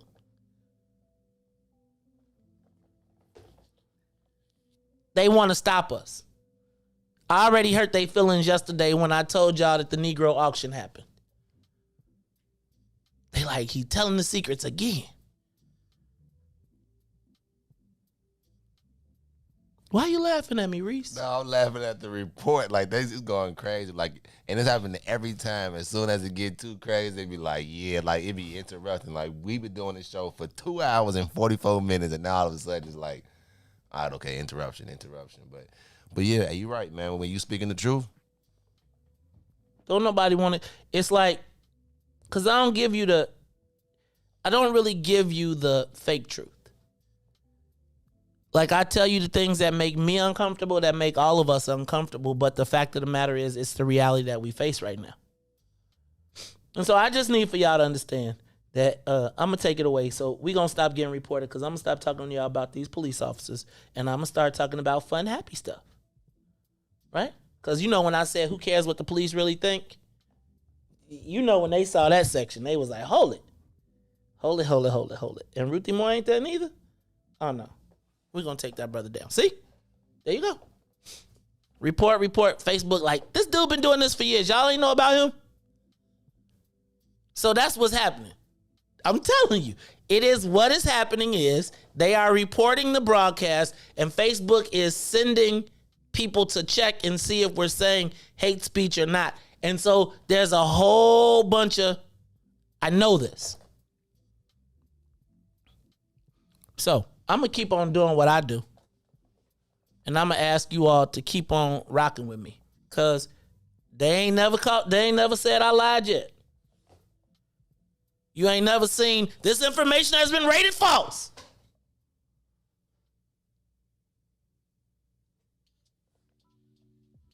It is a concerted effort. They want you. I'm going to fight for 15 minutes too. I'm fighting it for the whole 15 minutes, but I am going to change up the conversation. I wanted to talk about Chicago VERZUZ. What would happen if we did a Chicago VERZUZ? Right? Like, what does Chicago VERZUZ look like? Who are the people that you think made Chicago that have a strong fan base that people would represent? And the thing that I thought was dope was, first of all, you know I can't stand Dipset, regardless. But what I did think was that they knew that they were going to work together. We knew that they were going to, they decided that they were going to do a battle and they were going to make money together. Check this out. Who are the two most well-known female rappers in Chicago? And I was thinking to myself, what if we at What's In It for the Black People hosted our own Chicago version of VERZUZ? Where we could take rap, not just groups though. Like, it could be your club, your friends, your family, the whole thing. Shout out to my man Roberto Sepulveda, listening from Mexico. He said he thought they was glitching them in Mexico. Y'all see how we ain't glitching no more? See, I moved on. I told you. Reese, you don't understand. See, now they had to do it to prove it to us. But I'm just telling you, y'all, this is where you come to get the unadulterated truth. So I wanted to know, who do you think will win? Y'all know anything? So Reese, you probably don't even know who Nuisance is, do you? No, what they sing. I mean, rap. I probably heard a rap song. You don't know, wait a minute. You don't know who Psychodrama is?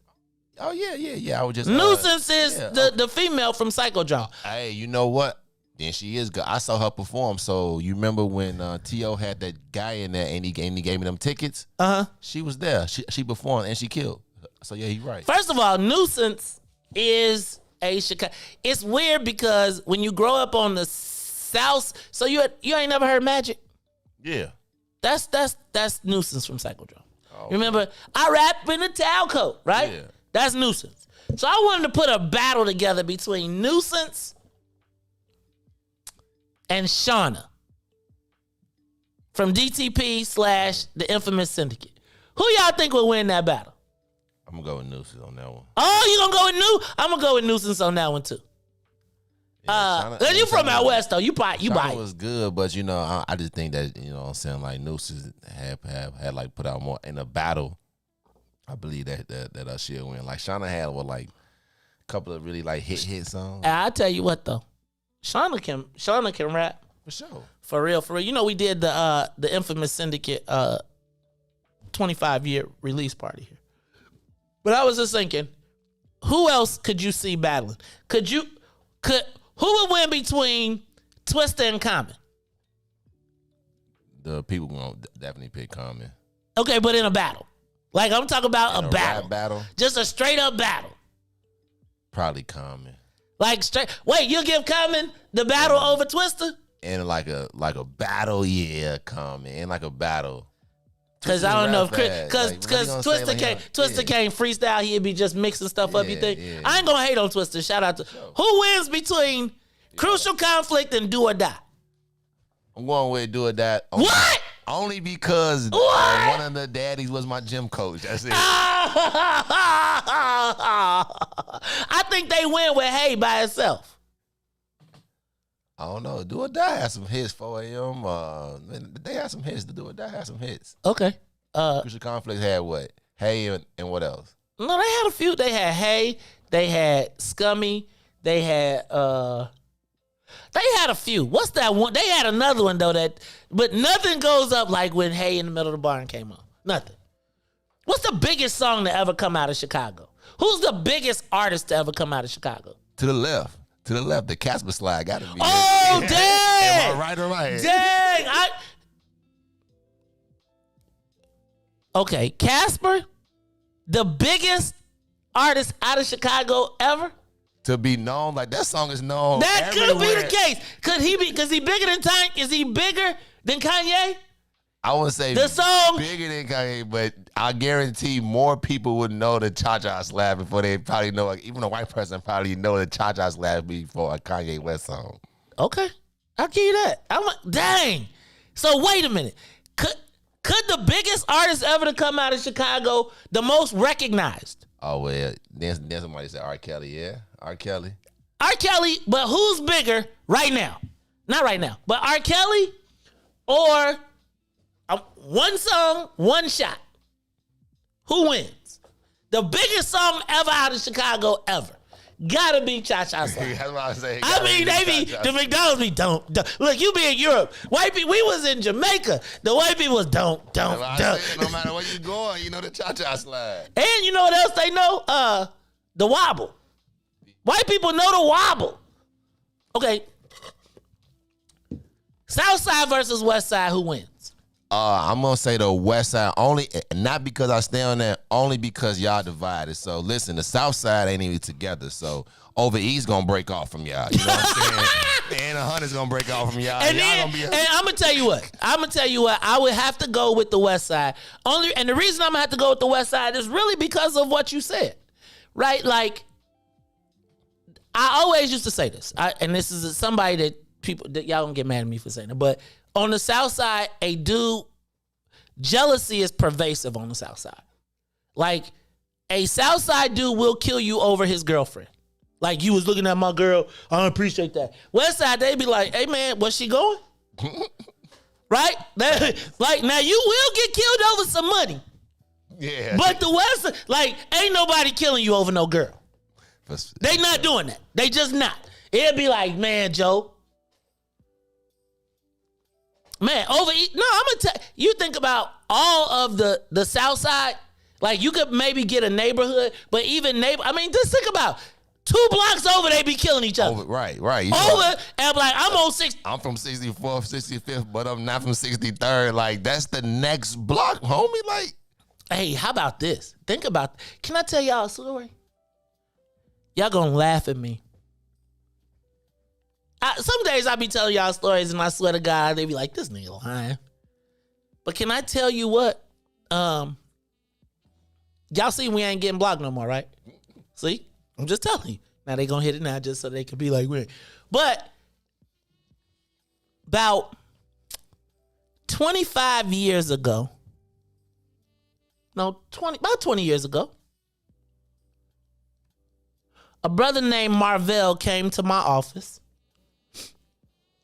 He came to my office because he said, man, I hear you promote Jay-Z. I hear you promote all of these records. You got all of this stuff going on. And I got this artist and I got this song that we want to hire you to promote.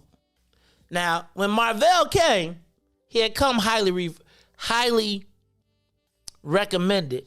But I was also clear that at the time, let me not say I was clear. Let me say that there were allegations that he might be the king of the BDs.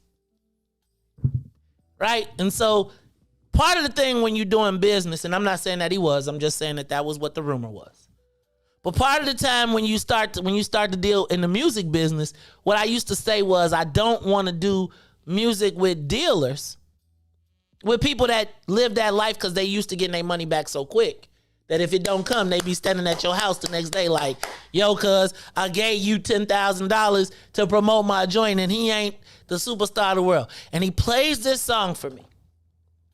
Don't. To the left, to the right. Yep. And I was like, are you serious? Like, you, I got Jay-Z, I got Memphis Bleak, I got everything you could put. I represent the radio station. I got to the left, 2 hops. To the right, 2 hops. Don't tell me you turn that. Hold on. So I say, let's listen to it. We'll talk about it, and then I'll get back to you. So dude start calling me. Now I don't, you got to take his call because you really don't want no problems.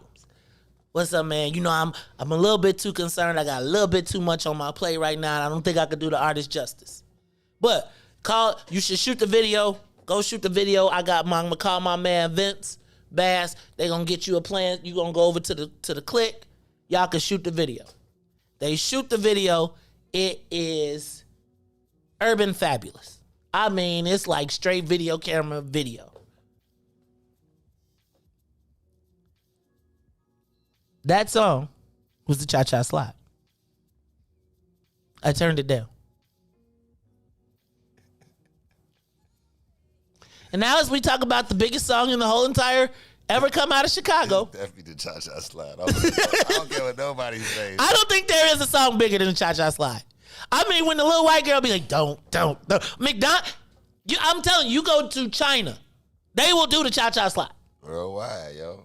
Like, you go to country bars, Cha-Cha Slide. Greatest rap group to ever come out of Chicago. Greatest artist to ever come out of Chicago. They got to be R. Kelly, even though he locked up. The greatest. I got to give it to Kills. He's canceled. Yeah, well. I mean, hey, you know what? I was trying to. So somebody said, D.L. Hughley had the best answer to the "Do you still listen to R. Kelly music?" Because they like, you know who R. Kelly was. He said, well, I know who the national anthem. I know who the guy who wrote the national anthem was too. So it's funny because when Kels comes on, I do hit the skip button It'd be hard though. Like when Honey Love come on, I'd be like, turn it up. And don't let the remix. Do y'all remember Fiesta? Yeah. Oh Jesus. Six in the bird. That was the height of music. Yes. I went to both nights of the Jay-Z R. Kelly concert. Best of both worlds. Yes. Yeah, I went both nights, and I'm here to tell you, you could tell R. Kelly was a hater from the first day. Because every time Jay tore up the stage, he took an hour to come on. But who would you say, so besides Kels, like who's the best, biggest, who would you, no, so let me back up. I want to do verses. And I also got to say this for the people who got upset with me because they said I was trolling. But I got to be clear. I listened to King's Disease Part 2. Here's my summation on Nas. People are mad at me, but I know I'm jumping. Nas is a dream unfulfilled. Illmatic has to be one of the greatest rap albums of all time. I'm going to give you that. We've never seen anything close to.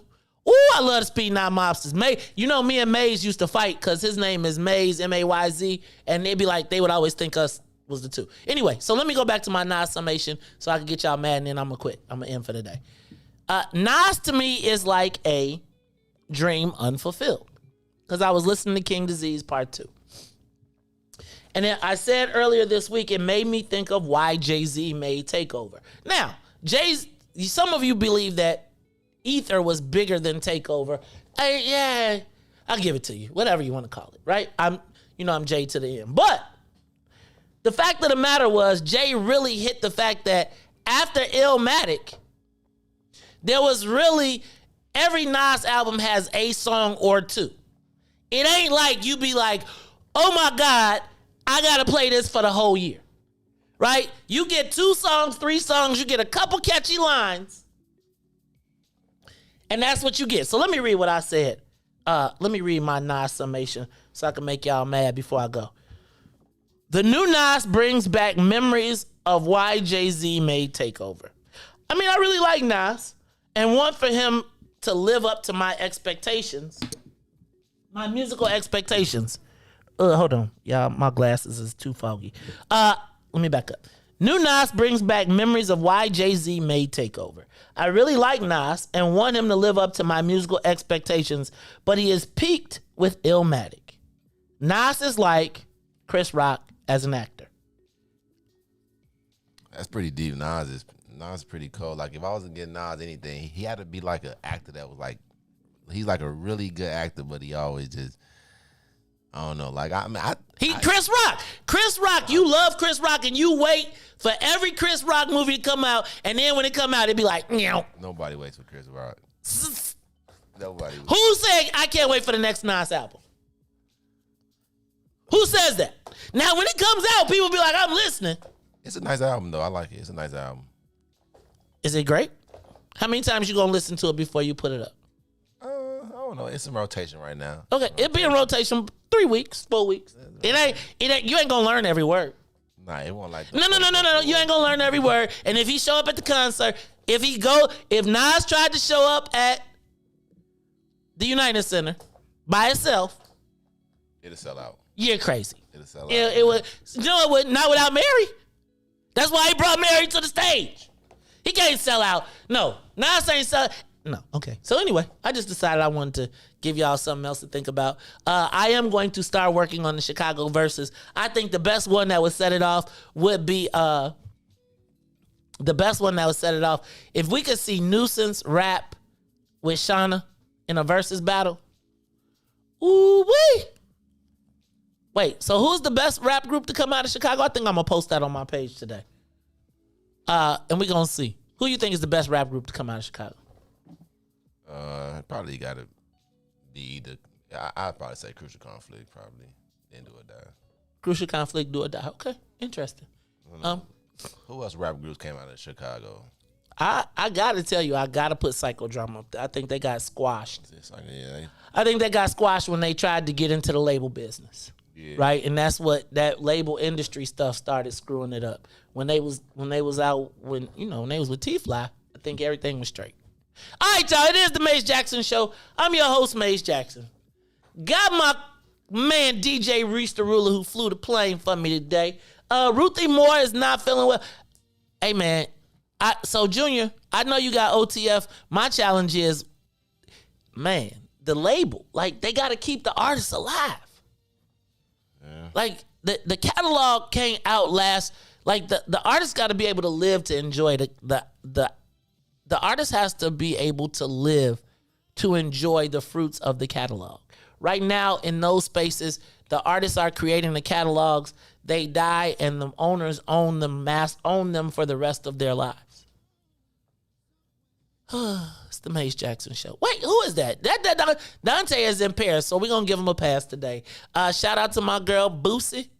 Boosie. Hey, y'all know Boosie. We did the 8 steps of atonement. Shout out to my man, brother Anthony Muhammad. Thank you to everybody that tuned in us today. This is the Mace Jackson Show. So for Mace and Reese, Ruthie, and sometimes Todd, I am the host of the Mace Jackson Show.